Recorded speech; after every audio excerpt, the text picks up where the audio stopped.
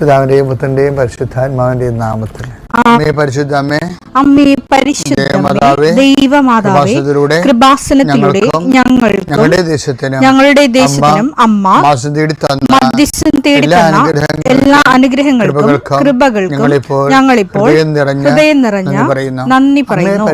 അമ്മേ പരിശുദ്ധമ്മേ, ദൈവമാതാവേ, 2004 ഡിസംബർ 7 ഉച്ചകഴിഞ്ഞ് 2:30 കൃപാസനത്തിൽ സംഭവിച്ച അമ്മയുടെ പ്രത്യക്ഷപ്പെടലിനെ കുറിച്ച് തിരുസഭയ്ക്ക് സമർപ്പിച്ചിരിക്കുന്ന പഠനരേഖകളുടെ മേൽ സഭാത്മകമായ പഠനം ആരംഭിക്കുവാൻ ഞങ്ങൾ പ്രാർത്ഥിക്കുന്നു. അമ്മേ പരിശുദ്ധമേ, ഭൂസ്വർലോകങ്ങളുടെ രാജ്ഞിയായ അങ്ങേയ്ക്ക് ഭൗമ സംരക്ഷണത്തിനായി പ്രപഞ്ച പ്രകൃതിയെ തന്നെ തിരുസഭ പ്രതിഷ്ഠിക്കുവാൻ ഈ പ്രത്യക്ഷീകരണം വഴി ഇടയാക്കണമേ. പരിശുദ്ധമേ, ജപമാല മാതാവേ, സകല കൃപാസനം പ്രാർത്ഥനയോടും ചേർത്ത് ഞങ്ങളിപ്പോൾ പ്രാർത്ഥിക്കുന്ന ഈ കുടുംബത്തിന്റെ പ്രത്യേക നിയോഗം മക്കളെ.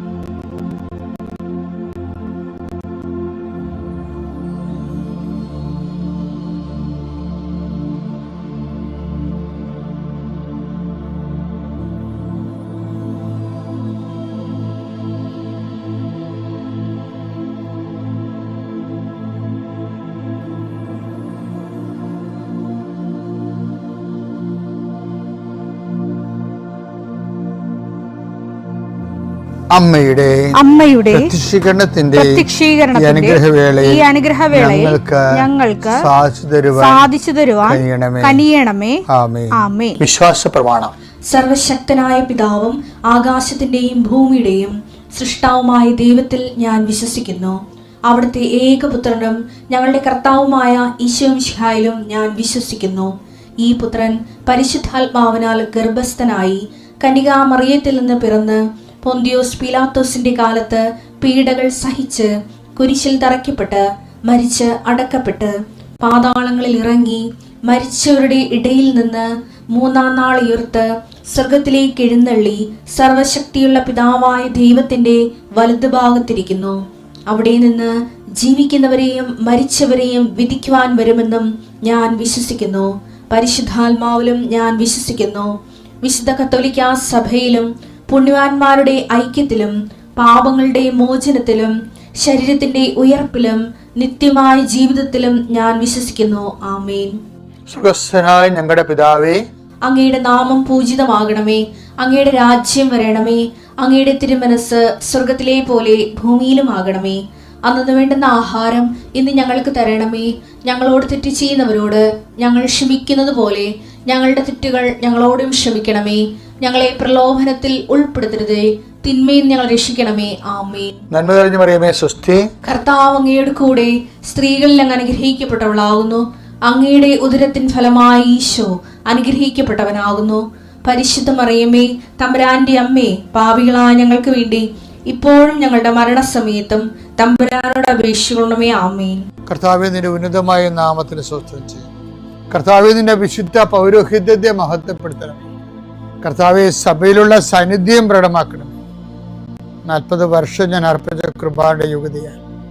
കൃപാസ്ഥാനത്താറെ ജീവനോടെ പ്രത്യക്ഷപ്പെട്ട മാതാവിന്റെ മാധ്യസ്ഥ രോഗികള്, പീഡിതരെ, മാനസിക സംഘർഷം അനുഭവിക്കുന്നവര്, ഡിപ്രഷൻ അനുഭവിക്കുന്നവര്, മരുന്ന് കഴിച്ചിട്ട് ഉറക്കം മൂടുകയും ശരീരം തൂക്കം വെക്കുകയും ചെയ്യുന്നതല്ലാതെ പ്രത്യേകിച്ച് പ്രയോജനമൊന്നും ഇല്ലാതെ ഡിപ്രഷൻ കൊണ്ട് വേദനിച്ച് ജീവിക്കുന്ന ആൾക്കാരെ കർത്താവേ, നീ അവരെ തൊടണമെന്ന് പ്രാർത്ഥിക്കുന്നു. ഓട്ടിസം കുഞ്ഞുങ്ങളെ, ഹൈപ്പർ ആക്ടിവിറ്റി കുഞ്ഞുങ്ങൾ, അവിടെ മാതാപിതാക്കന്മാരെ മനസ്സ് കെട്ടുപോയവരെ, തകർച്ച, സങ്കടം കൊണ്ട് അവർക്ക് ജീവിക്കാൻ പറ്റാത്തവര്, ജീവിക്കാൻ വേണ്ടി ജീവിതത്തോട് മൽപ്പിടുത്തം നടത്തുന്നവര്, മരുന്ന് കഴിച്ചിട്ടും രോഗം സുഖമാക്കാതെയും രോഗം പൊറുക്കാതെ ഇരിക്കുന്നവർ എൻ്റെ കർത്താവിന് ഉന്നതമായ നാമത്തിൽ സഭയുടെ അധികാരത്തിൽ കുരിശിൻ്റെ അടയാളത്തിൽ ദൈവശക്തിയാൽ നിനക്ക് ദൈവസന്ധിപ്പും സൗഖ്യം ലഭിക്കട്ടെ. പിതാവും പുത്രനും പരിശുദ്ധാത്മാവായ സർവ്വേശ്വരാ എന്നേക്കും ആമേൻ. എൻ്റെ പ്രിയപ്പെട്ടവർ, ഈ നമ്മുടെ ഉത്കണ്ഠകളില്ലേ ആൾക്കാർക്ക്, ഈ ഉത്കണ്ഠയും കൃപയും തമ്മിൽ കുറേ ബന്ധമുണ്ട്. അപ്പോൾ നിങ്ങളർക്ക് ഇതിന് ഒരു വലിയ പോസിറ്റീവായിട്ടുള്ള കാര്യം, പിന്നെ അതിന് നെഗറ്റീവായിട്ട് എന്താ ബന്ധം? ഇരുട്ടും രാത്രിയും പകലും തമ്മിൽ എന്താ ബന്ധം? ഉത്കണ്ഠയും കൃപയും തമ്മിൽ എന്താ ബന്ധം? ഉത്കണ്ഠയെക്കുറിച്ച് ഈശോ പറഞ്ഞത് മത്തായി 6:34, അതിനാൽ നാളെയെക്കുറിച്ച് നിങ്ങൾ ആകുലരാകരുത്, നാളത്തെ ദിനം തന്നെ അതിനെക്കുറിച്ച് ആകുലപ്പെട്ടുകൊള്ളും.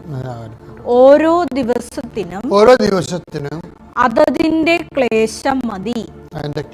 അപ്പൊ ഈ ഓരോ ദിവസത്തിനും ഓരോ ക്ലേശം ഉണ്ടാകുമ്പോ തന്നെ എന്നെ പോസിറ്റീവ് ആക്കേണ്ട എങ്ങനെയെന്ന് അറിയാവാ? അതിന് ഉപോത്ബലമായിട്ട് അതാത് ഓരോ പ്രഭാതത്തിലും അവന്റെ സ്നേഹം പുതിയതാണെന്നുള്ള വചനമുണ്ട്. കർത്താവിന്റെ സ്നേഹം ഒരിക്കലും അസ്തമിക്കുന്നില്ല. അവിടുത്തെ കാരുണ്യം അവസാനിക്കുന്നില്ല. ഓരോ പ്രഭാതത്തിലും അത് പുതിയതാണ്. അവിടുത്തെ വിശ്വസ്തത ഉന്നതമാണ്. ഇതിന്റെ വിഷയത്തിൽ നമ്മൾ ഇത് തമ്മിൽ കണക്ട് ചെയ്യണം. കാര്യം ഈശോ പറഞ്ഞാണ് ഓരോ പ്രഭാതത്തിലും ഓരോ ദിവസത്തിനും ചിലപ്പോൾ അതിൻ്റെതായിട്ടുള്ള വ്യസനങ്ങളും ക്ലേശങ്ങളും ഉണ്ടാവും. പക്ഷെ അപ്പോൾ ഓർക്കണം, ഓരോ പ്രഭാതത്തിലും കർത്താവിൻ്റെ പുതിയ സ്നേഹം കൂടി വരുന്നുണ്ട്. അപ്പം നമ്മൾ എന്ത് ചെയ്യണം? ഉത്കണ്ഠകൾ ഉണ്ട്, പക്ഷെ അതേസമയം തന്നെ അതിനെ ഈ സ്നേഹം കൊണ്ട്, കർത്താവിൻ്റെ സ്നേഹം കൊണ്ടാണ് അതിനെ കൈകാര്യം ചെയ്യേണ്ടത്. നമ്മളെന്ത് ചെയ്യണം? നമ്മൾ സ്നേഹത്തിൽ ഊന്നിക്കൊണ്ട്, അപ്പോൾ നമുക്കറിയാം ഒരു ആവശ്യങ്ങളൊക്കെ വരുമ്പോൾ കൃപയും ആവശ്യവും തമ്മിൽ ബന്ധമുണ്ടേ. നിനക്ക് വ്യസനമുണ്ട്, ആ വ്യസനത്തിൽ മാറണം. നിനക്ക് ഓരോ ക്ലേശങ്ങളുണ്ട്, ആ ക്ലേശത്തിൽ മാറണം. അതിന് ആവശ്യമാണ്. ആ ആവശ്യത്തിന്, ആ ഉത്കണ്ഠയെ നമുക്ക് കൃപയായിട്ട് കൺവേർട്ട് ചെയ്യാൻ പറ്റുമെന്നാണ് ഇവിടെ. അതിനാൽ വേണ്ട സമയത്ത് കരുണയും കൃപാവരവും ലഭിക്കുന്നതിനായി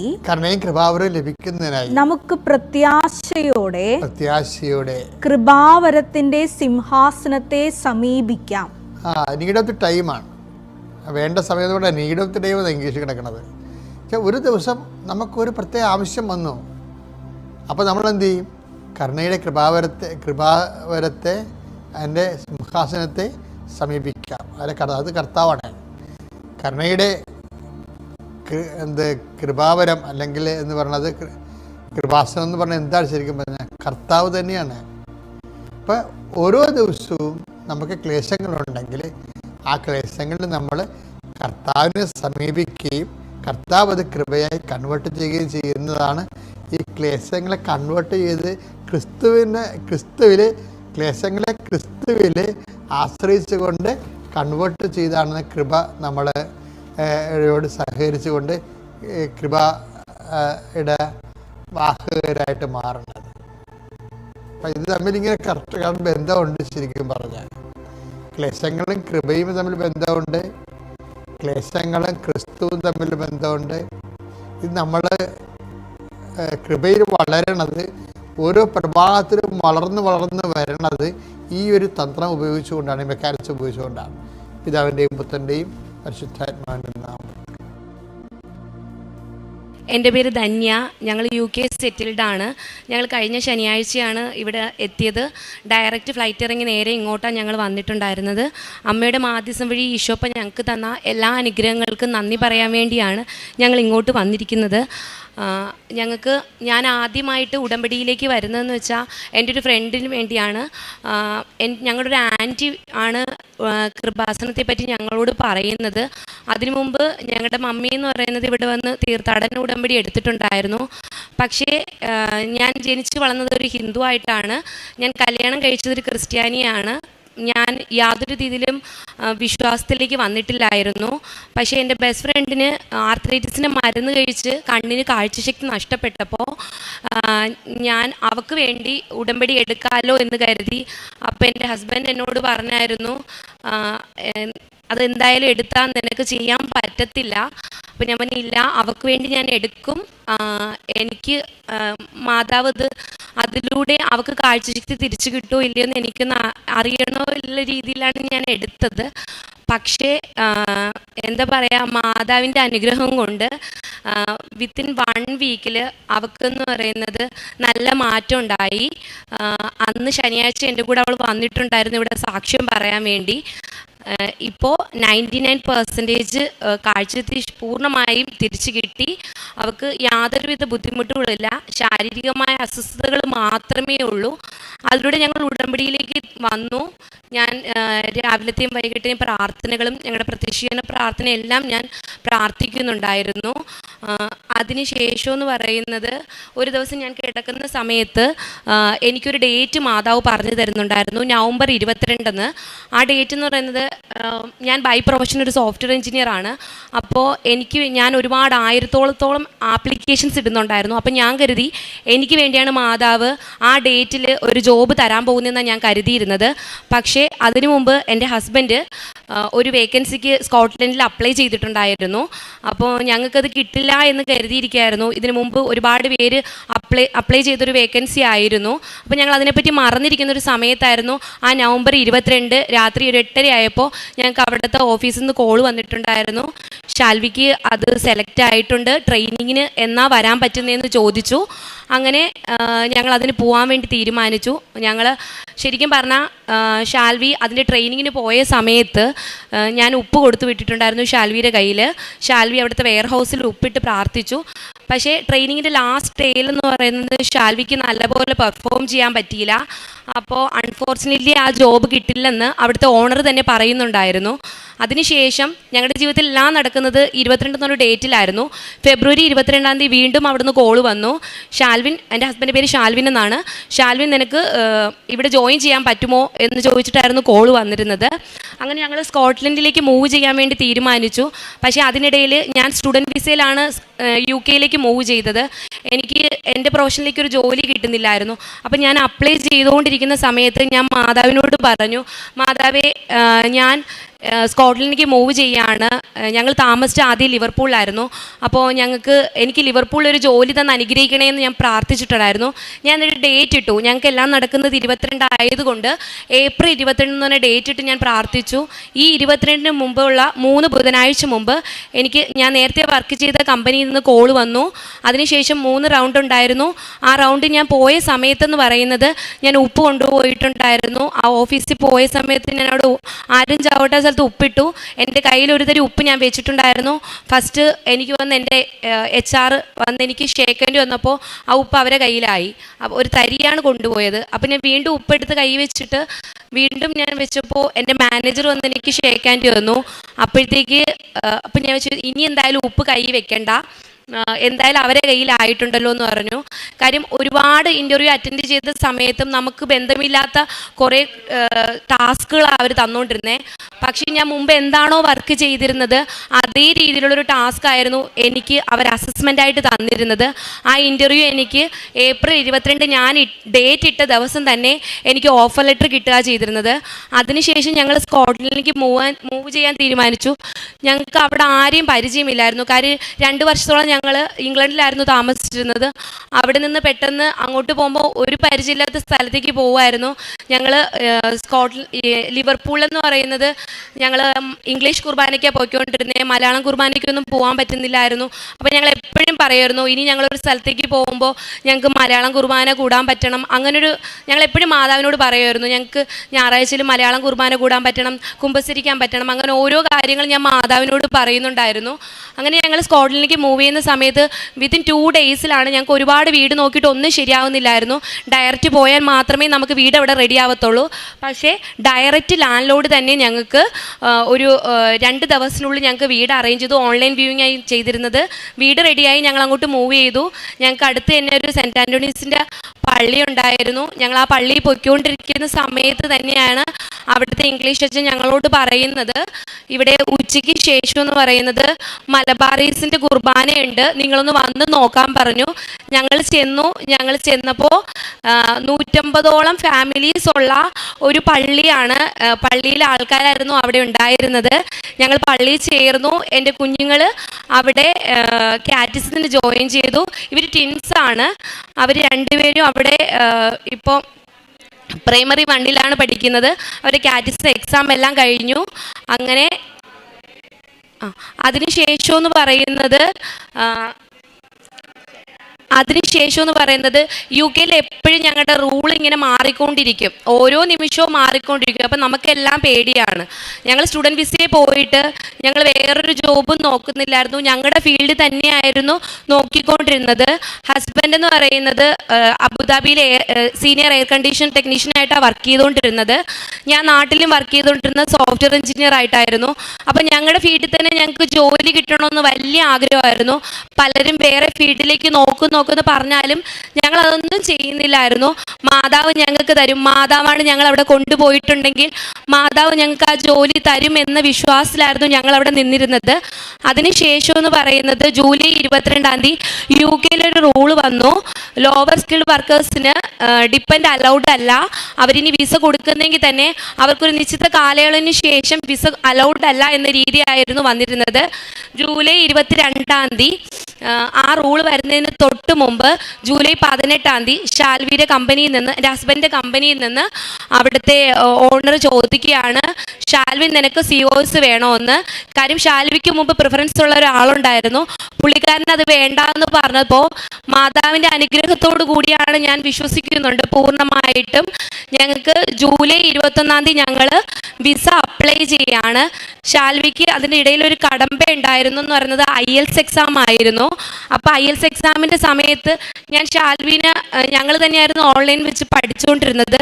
അപ്പോൾ പഠിപ്പിക്കുന്ന സമയത്ത് ഷാൽവി പറഞ്ഞു, ഇത് ഭയങ്കര ഈസി അല്ലേ, ഇതെനിക്ക് എന്തായാലും ക്രാക്ക് ചെയ്യാൻ പറ്റുമെന്ന് പറഞ്ഞു.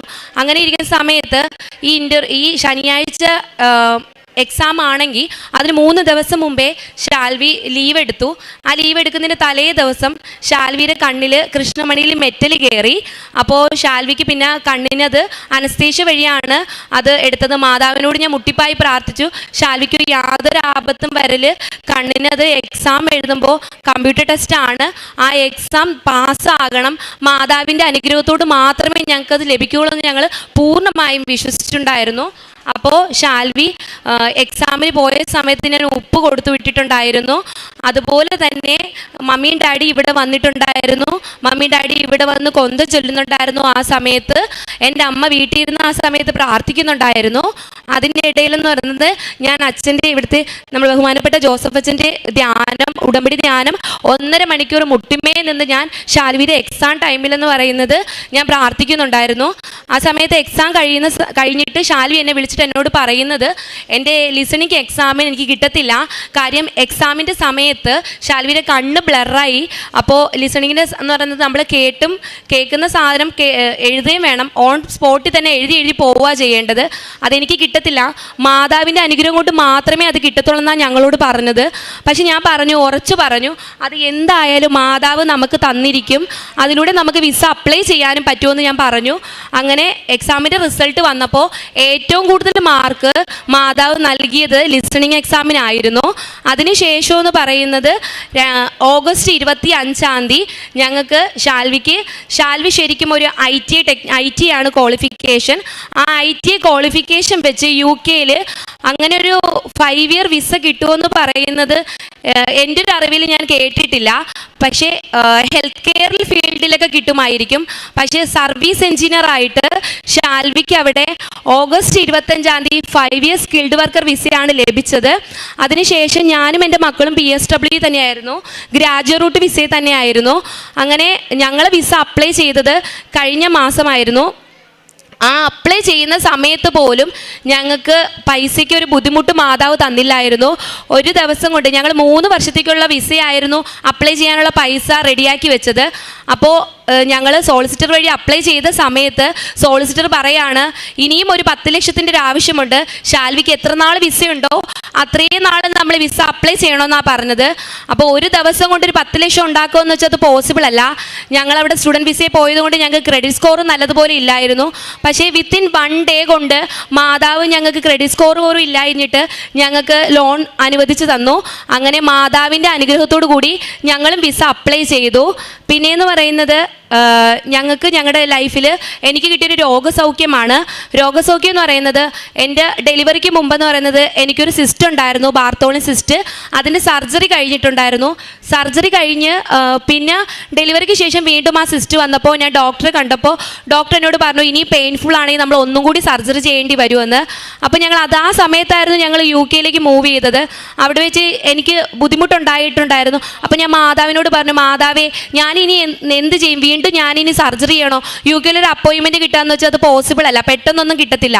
അപ്പോൾ ഞാൻ കരുതി മാതാവേ എന്ത് ചെയ്യുമെന്ന് ആലോചിച്ചിട്ടുന്ന സമയത്തായിരുന്നു ഞാൻ അച്ഛൻ്റെ ധ്യാനം എല്ലാ ചൊവ്വാഴ്ചകളിലും ഒരു ചൊവ്വാഴ്ച മുടങ്ങിയാൽ തന്നെ ആ ആഴ്ചയിലുള്ളിൽ കണ്ടു തീർക്കുമായിരുന്നു. ഒരു ധ്യാനത്തിൽ അച്ഛൻ പറയുന്നുണ്ടായിരുന്നു ഇതുപോലെ സിസ്റ്റുള്ള ആൾക്കാരുടെ സിസ്റ്റ് മാറുന്നു എന്ന്. അങ്ങനെ ഞാൻ അതിനെപ്പറ്റി മറന്നുപോയി. പക്ഷേ ഒരാഴ്ച കഴിഞ്ഞപ്പോൾ ഞാൻ നോക്കിയപ്പോൾ എൻ്റെ പേഴ്സണൽ പാർട്ടിലായിരുന്നു ആ സിസ്റ്റ് ഉണ്ടായിരുന്നത്. അത് ശരിക്കും പറഞ്ഞാൽ ഇതുവരെ എനിക്ക് ആ സിസ്റ്റ് അവിടെ പിന്നെ വന്നിട്ടില്ല. എൻ്റെ സിസ്റ്റ് പൂർണ്ണമായി സൗഖ്യപ്പെട്ടു. ഞാൻ വിശ്വസിക്കുന്നത് എൻ്റെ മാതാവാണ് എനിക്കത് പൂർണ്ണമായി സൗഖ്യപ്പെടുത്തിയതെന്ന്. പിന്നെ മാതാവിലൂടെ എന്ന് വെച്ചാൽ ഞങ്ങൾക്ക് ഒരുപാട് അനുഗ്രഹങ്ങൾ ലഭിച്ചിട്ടുണ്ട്. പിന്നെ കാരുണ്യപ്രവൃത്തിയായിട്ട് ഞങ്ങൾ ചെയ്തിരുന്നത് UK നിന്ന് ഞങ്ങൾ ഇവിടെ നാട്ടിൽ പൈസ അയച്ചു കൊടുത്തിട്ട് വൃദ്ധസദനത്തിലേക്ക് അവർക്ക് വേണ്ടിയുള്ള ആഹാരങ്ങൾ വാങ്ങിച്ചു കൊടുക്കുമായിരുന്നു. പിന്നെ അതുപോലെ തന്നെ യുകെയിലുള്ള ഫുഡ് ബാങ്കിലേക്ക് ഞങ്ങൾ ഫുഡ് അവിടെ കൊടുക്കുന്നുണ്ടായിരുന്നു. പിന്നെ സോഷ്യൽ മീഡിയ കാണുന്ന ആർക്കെങ്കിലും എന്തെങ്കിലും രോഗങ്ങളുള്ളവർക്ക് അവർക്ക് വേണ്ടത് കൊടുക്കുന്നുണ്ട്. മുമ്പ് ഞങ്ങൾ സഹായിക്കുന്നവർ തന്നെയായിരുന്നു. പക്ഷേ മുമ്പെന്ന് പറയുന്നത് ഞങ്ങളുടെ കയ്യിലുണ്ടെങ്കിൽ മാത്രമേ ഞങ്ങൾ കൊടുക്കുന്നുണ്ടായിരുന്നുള്ളൂ. പക്ഷേ ഇപ്പം അങ്ങനെയല്ല. മാതാവ് ഈശോപ്പയും ഞങ്ങൾക്ക് തരുമെന്ന പൂർണ്ണ വിശ്വാസം ഞങ്ങൾക്കുള്ളത് കൊണ്ട് ഞങ്ങളത് ചോദിക്കുന്ന ആരായാലും അർഹതപ്പെട്ടവർക്ക് ഞങ്ങളുടെ കയ്യിൽ ഇല്ലെങ്കിൽ പോലും ഞങ്ങൾ മറിച്ചു കൊടുക്കുവാൻ ഞങ്ങൾ തയ്യാറാണിപ്പോൾ. പിന്നെയെന്ന് പറയുന്നത് പ്രേക്ഷിത പ്രവർത്തനമായിട്ട് ഞാൻ അവിടെ ഇംഗ്ലീഷ് പത്രം പ്രിൻ്റ് എടുത്ത് അവിടെ ഇംഗ്ലീഷ് പള്ളിയിൽ പോയിട്ട് ഞാൻ ഇംഗ്ലീഷ് കുർബാനയ്ക്ക് പോകുമ്പോൾ അവിടുത്തെ ഇംഗ്ലീഷുകാർക്ക് കൊടുക്കുന്നുണ്ടായിരുന്നു. പിന്നെ ഇവിടുത്തെ സാക്ഷ്യങ്ങളും അതുപോലെ തന്നെ അച്ഛൻ്റെ രാവിലത്തെ ഡെയിലി ബ്രെഡും ഞാൻ എല്ലാവർക്കും അയച്ചു കൊടുക്കുകയും സ്റ്റാറ്റസ് ഇടുകയും ചെയ്യുന്നുണ്ടായിരുന്നു.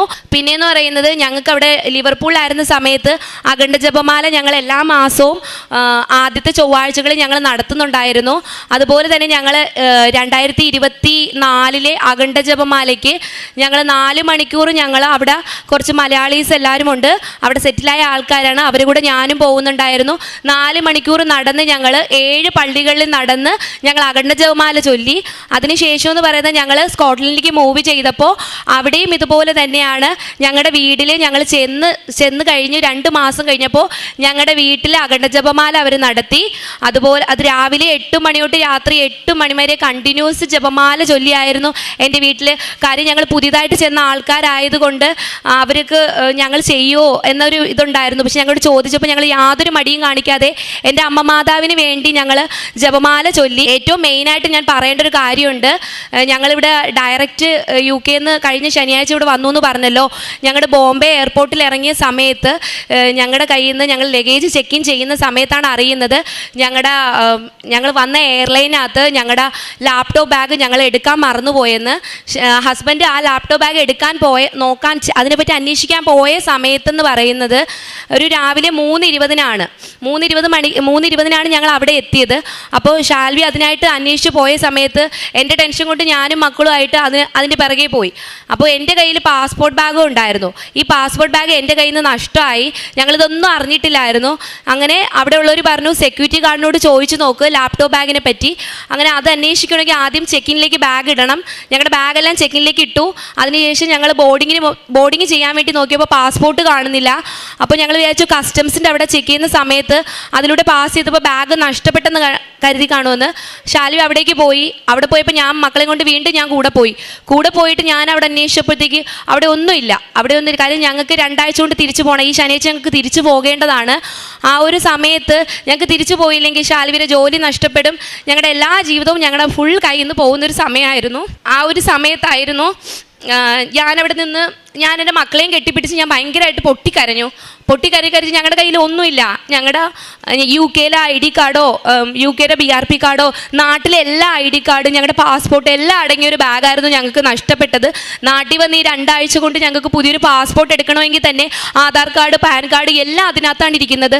അപ്പോൾ ഒരിക്കലും അത് പോസിബിൾ അല്ലാത്തൊരു കാര്യമാണ്. അപ്പോൾ ഞാനിവിടെ നിന്ന് കരയണ സമയത്ത് 2 കസ്റ്റംസ് ഓഫീസറായിരുന്നു ഉണ്ടായിരുന്നത്, 2 ആണുങ്ങളായിരുന്നു അവിടെ നിന്നിരുന്നത്. പെട്ടെന്നൊരു ലേഡി വന്നു. ലേഡി വന്നിട്ട് എന്നോട് ചോദിക്കുക, എന്തിനാ കരയണേ എന്ന് ചോദിച്ചു. അവരെല്ലാം ഹിന്ദിക്കാരാണ്, ഇംഗ്ലീഷിലാണ് സംസാരിച്ചത്. അവരോട് ഞാൻ പറഞ്ഞു, ഇതുപോലെ ഞങ്ങളുടെ പാസ്പോർട്ട് ബാഗ് നഷ്ടമായി, ലാപ്ടോപ്പ് ബാഗ് അന്വേഷിക്കുന്നതിൻ്റെ ഇടയിലാണ് നഷ്ടമായത്. അപ്പോൾ അവർ എന്നെയും കൊണ്ട് ഒരിക്കലും ഒരു ഇൻ്റർനാഷണൽ എയർപോർട്ടിൽ നമുക്ക് വേണ്ടി ആരും നമ്മൾ കൂടെ വരത്തില്ല. അതും കസ്റ്റംസ് ഓഫീസർ എൻ്റെ കൂടെ വന്ന് അവിടെ എല്ലാ ഓഫീസിലും എൻ്റെ കൂടെ വന്ന് അവർ എല്ലാം അന്വേഷിക്കുന്നുണ്ടായിരുന്നു. പക്ഷേ ഞങ്ങൾക്കത് കണ്ടുപിടിക്കാൻ പറ്റിയില്ല. അപ്പോൾ എന്നോട് പറഞ്ഞു, ഒരു കാര്യം ചെയ്യും, വന്ന വഴി പോയി ഒന്നുകൂടി നോക്കിയിട്ട് വാ, അപ്പോൾ ഞങ്ങൾക്ക് വീണ്ടും കസ്റ്റംസിൻ്റെ ചെക്കിങ് ഒന്നും ചെയ്യേണ്ട ആവശ്യം വരത്തില്ല, നിങ്ങൾ അതിലേ പോയിട്ട് വാ എന്ന് പറഞ്ഞു. ഞങ്ങൾ അതിലേ പോയ സമയത്ത് ഞാൻ വന്നത് അവിടെ ഫുള്ള് ക്രൗഡായിട്ടായിരുന്നു. ഞങ്ങൾ കസ്റ്റംസിലേക്ക് ചെക്കിങ്ങിന് പോയത്. അവിടെ ആരുമില്ലായിരുന്നു. ഞാൻ എൻ്റെ ലാപ്ടോപ്പ് ബാഗ് അന്വേഷിച്ച ഒരു ലേഡി മാത്രം അവിടെ നിൽക്കുന്നു. അപ്പോൾ ഞാൻ അവരോട് പറഞ്ഞു, എൻ്റെ പാസ്പോർട്ട് ബാഗ് നഷ്ടമായിട്ടുണ്ട്, ഞങ്ങളുടെ അശ്രദ്ധ മൂലമാണ് പോയത്, അപ്പോൾ എനിക്ക് അറിയത്തില്ല എവിടാ പോയെന്ന്, ഞങ്ങൾക്ക് തിരിച്ചു പോകേണ്ടതാണ്. നെക്സ്റ്റ് ഫ്ലൈറ്റ് എന്ന് പറയുന്നത് 5:30-ക്കാണ് കൊച്ചിയിലേക്ക്. ഈ പറയുന്ന 4:50 ഞങ്ങൾക്ക് നെക്സ്റ്റ് ബോർഡിംഗ് ഉണ്ട്. ഈ ബോർഡിംഗ് ഈ 1 അവർ 3:20 തൊട്ട് 4:50 ഇടയിലെന്ന് പറയുന്നത് ഞങ്ങൾക്ക് ലാപ്ടോപ്പ് ബാഗും കിട്ടണം, ഞങ്ങളുടെ പാസ്പോർട്ട് ബാഗും കിട്ടണം. ഞങ്ങളുടെ ബാഗ് ഞങ്ങൾ ചെക്കിനിലിട്ടു. ഞങ്ങളുടെ കയ്യിൽ ഒന്നുമില്ല, ആകെ ഉള്ളത് എൻ്റെ ഹാൻഡ് ബാഗ് മാത്രമാണുള്ളത്. അപ്പോൾ ഞാൻ അവരോട് പറഞ്ഞു, എൻ്റെ പാസ്പോർട്ട് മിസ്സായി. അപ്പോൾ അവർ പറയുക, അതാണോ നിങ്ങളുടെ ബാഗെന്ന്? ഒരു സ്ഥലത്ത്, ഇത്രയും ക്രൗഡ് ആയിരിക്കുന്ന ഒരു സ്ഥലത്ത് ആരോ കൊണ്ടുവച്ചതുപോലെ. ഇതിനു മുമ്പ് ഞാൻ മാതാവിനോട് പറഞ്ഞു, മാതാവേ, ഈ 2 അവറിലെന്ന് പറയുന്നത് ഒരിക്കലും പോസിബിൾ അല്ല എൻ്റെ ലാപ്ടോപ്പ് ബാഗും എൻ്റെ പാസ്പോർട്ട് ബാഗും കിട്ടുന്നത്. അവർ ഞങ്ങളോട് പറഞ്ഞത് 9 o'clock ലോസ്റ്റ് പോയി അന്വേഷിച്ചാൽ മതി, അപ്പോൾ നിങ്ങൾക്ക് കിട്ടും. പക്ഷേ 9 o'clock കഴിഞ്ഞിട്ടേ കിട്ടത്തുള്ളൂ. പാസ്പോർട്ടിൻ്റെ കാര്യം ഞങ്ങളോട് പറഞ്ഞിട്ടില്ലായിരുന്നു, ലാപ്ടോപ്പ് ബാഗിൻ്റെ കാര്യം മാത്രം അവർ പറഞ്ഞത്.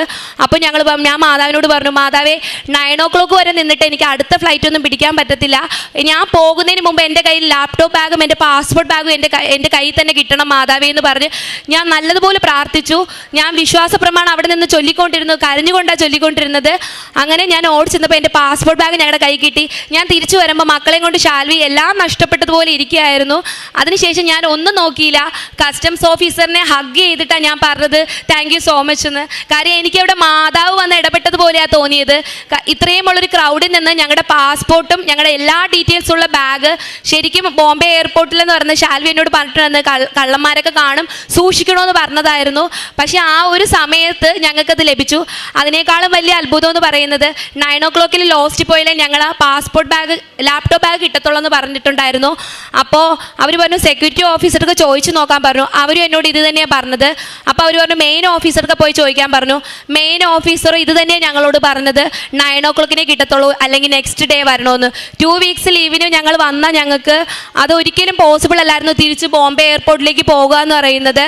ആ ഒരു സമയത്തെന്ന് പറയുന്നത് ഒരാൾ അകത്തുനിന്ന് എന്നോട് ഇറങ്ങി വന്നിട്ട്, അതും ഒരു മെയിൻ ഓഫീസർ അല്ല, ഒരു പയ്യനാണ്. ആ പയ്യൻ എന്നോട് വന്നിട്ട് പറയുക, ഞാൻ നിങ്ങളെ ഹെൽപ്പ് ചെയ്യാം, 99% ഞാൻ നിങ്ങളെ ഹെൽപ്പ് ചെയ്യാം, നിങ്ങൾ ആരോടും ഒന്നും പറയരുത്, നിങ്ങളെ ബോർഡിംഗ് എല്ലാം കഴിഞ്ഞോ, നിങ്ങളെല്ലാം ചെയ്തിട്ട് നിങ്ങൾ ഫ്ലൈറ്റ് കയറുന്നതിന് തൊട്ട് മുമ്പ് നിങ്ങൾ ആ സ്റ്റെയർ നിൽക്കുമ്പോൾ നിങ്ങളുടെ ലാപ്ടോപ്പ് ബാഗ് നിങ്ങളുടെ കയ്യിൽ കിട്ടുമെന്ന് പറഞ്ഞു. പക്ഷെ ഞങ്ങൾക്കത് ഒരിക്കലും പോസിബിൾ അല്ല. കാര്യം ഒരിക്കൽ ലോസ്റ്റായ സാധനം ലോസ്റ്റിൽ പോവാതെ നമ്മുടെ കയ്യിൽ എത്തത്തുമില്ല. അതൊരു ബോംബെ എയർപോർട്ടും ആണ്. അപ്പോൾ ഞങ്ങൾ അയാളെ പറയുന്നത് വിശ്വസിച്ചിട്ട് ഞങ്ങൾ നടന്നു. അയാളോട് താങ്ക് യു പറഞ്ഞു. ഞങ്ങൾക്ക് കിട്ടുമെന്ന് ഒരു ഉറപ്പുമില്ല. ഞങ്ങൾ ചെന്നു. ഞങ്ങൾ ഫ്ലൈറ്റ് കയറുന്നതിന് തൊട്ട് താഴെ നിൽക്കുന്ന സമയത്ത് ഞങ്ങളുടെ ലാപ്ടോപ്പ് ബാഗ് അവിടെ വെച്ചിരിക്കുക. അപ്പോൾ അയാൾ ഞങ്ങളുടെ കയ്യിലേക്ക് എടുത്തു തരിക. ഒരിക്കലും അത് പോസിബിൾ അല്ല. അപ്പോൾ ഒരു 5:30 ആയപ്പോൾ ഞാൻ ഫ്ലൈറ്റിൽ നിന്ന് അച്ഛൻ്റെ രാവിലത്തെ ഡെയിലി ബ്രെഡ് ഞാൻ കൂടുന്നുണ്ടായിരുന്നു.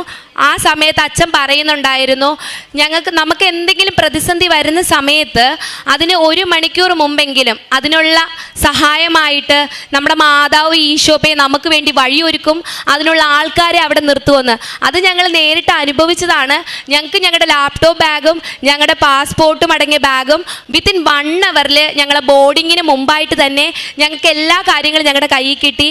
ഇത് തന്ന അമ്മ മാതാവിന് ഈശോപ്പയ്ക്ക് ഞാൻ 1 കോടി നന്ദി പറയുകയാണ്. എനിക്കും എൻ്റെ കുടുംബത്തിനും അമ്മയുടെ മാധ്യസ്ഥം വഴി ഈശോപ്പ തന്ന എല്ലാ അനുഗ്രഹങ്ങൾക്കും കൃപകൾക്കും ഒരു കോടി നന്ദി.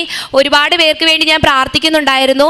അവരൊന്നും ഇവിടെ ഇല്ലാത്തതുകൊണ്ട് എനിക്ക് പറയാൻ പറ്റാത്തത്. എൻ്റെ UK ഫ്രണ്ട്സിനും എല്ലാവരും എന്നോട് പറയുമായിരുന്നു, നീ അമ്മ മാതാവിനോട് നീ പ്രാർത്ഥിച്ചാൽ നടക്കും, നീ ഞങ്ങൾക്ക് വേണ്ടി പ്രാർത്ഥിക്കണം. അങ്ങനെ പ്രാർത്ഥിച്ച ഒരുപാട് പേർക്ക് ഒരുപാട് അനുഗ്രഹങ്ങളും രോഗസൗഖ്യങ്ങളും ലഭിച്ചിട്ടുണ്ട്. അമ്മയുടെ മാധ്യസ്ഥം വഴി ഈശോപ്പ ഞങ്ങൾക്ക് ഈ മണ്ണിൽ നിന്ന് സാക്ഷ്യം പറയണമെന്ന് ഞാൻ പലപ്പോഴും 2.5 വർഷം ഓൺലൈൻ ഉടമ്പടിയിലായിരുന്നു. ഈ ഓരോ സാക്ഷ്യം കേൾക്കുമ്പോഴും അമ്മ എന്നാ ഞാൻ ഈ മണ്ണിൽ നിന്ന് സാക്ഷ്യം പറയാൻ എന്നെ അനുവദിക്കുന്നത് എന്ന് ഓരോ നിമിഷവും ഞാൻ പ്രാർത്ഥിക്കുന്നുണ്ടായിരുന്നു. ഇന്ന് ഈ സന്നിധിയിൽ നിന്ന് എൻ്റെ കുടുംബത്തോടൊപ്പം എനിക്ക് സാക്ഷ്യം പറയാൻ പറ്റിയതിൽ അമ്മയോടും ഈശോപ്പയോടും ഞാൻ 1000 നന്ദി പറയുന്നു. ഏഷ്യ പ്രവാചകന്റെ പുസ്തകം 12-ാം അധ്യായം 2 മുതലുള്ള വാക്യം.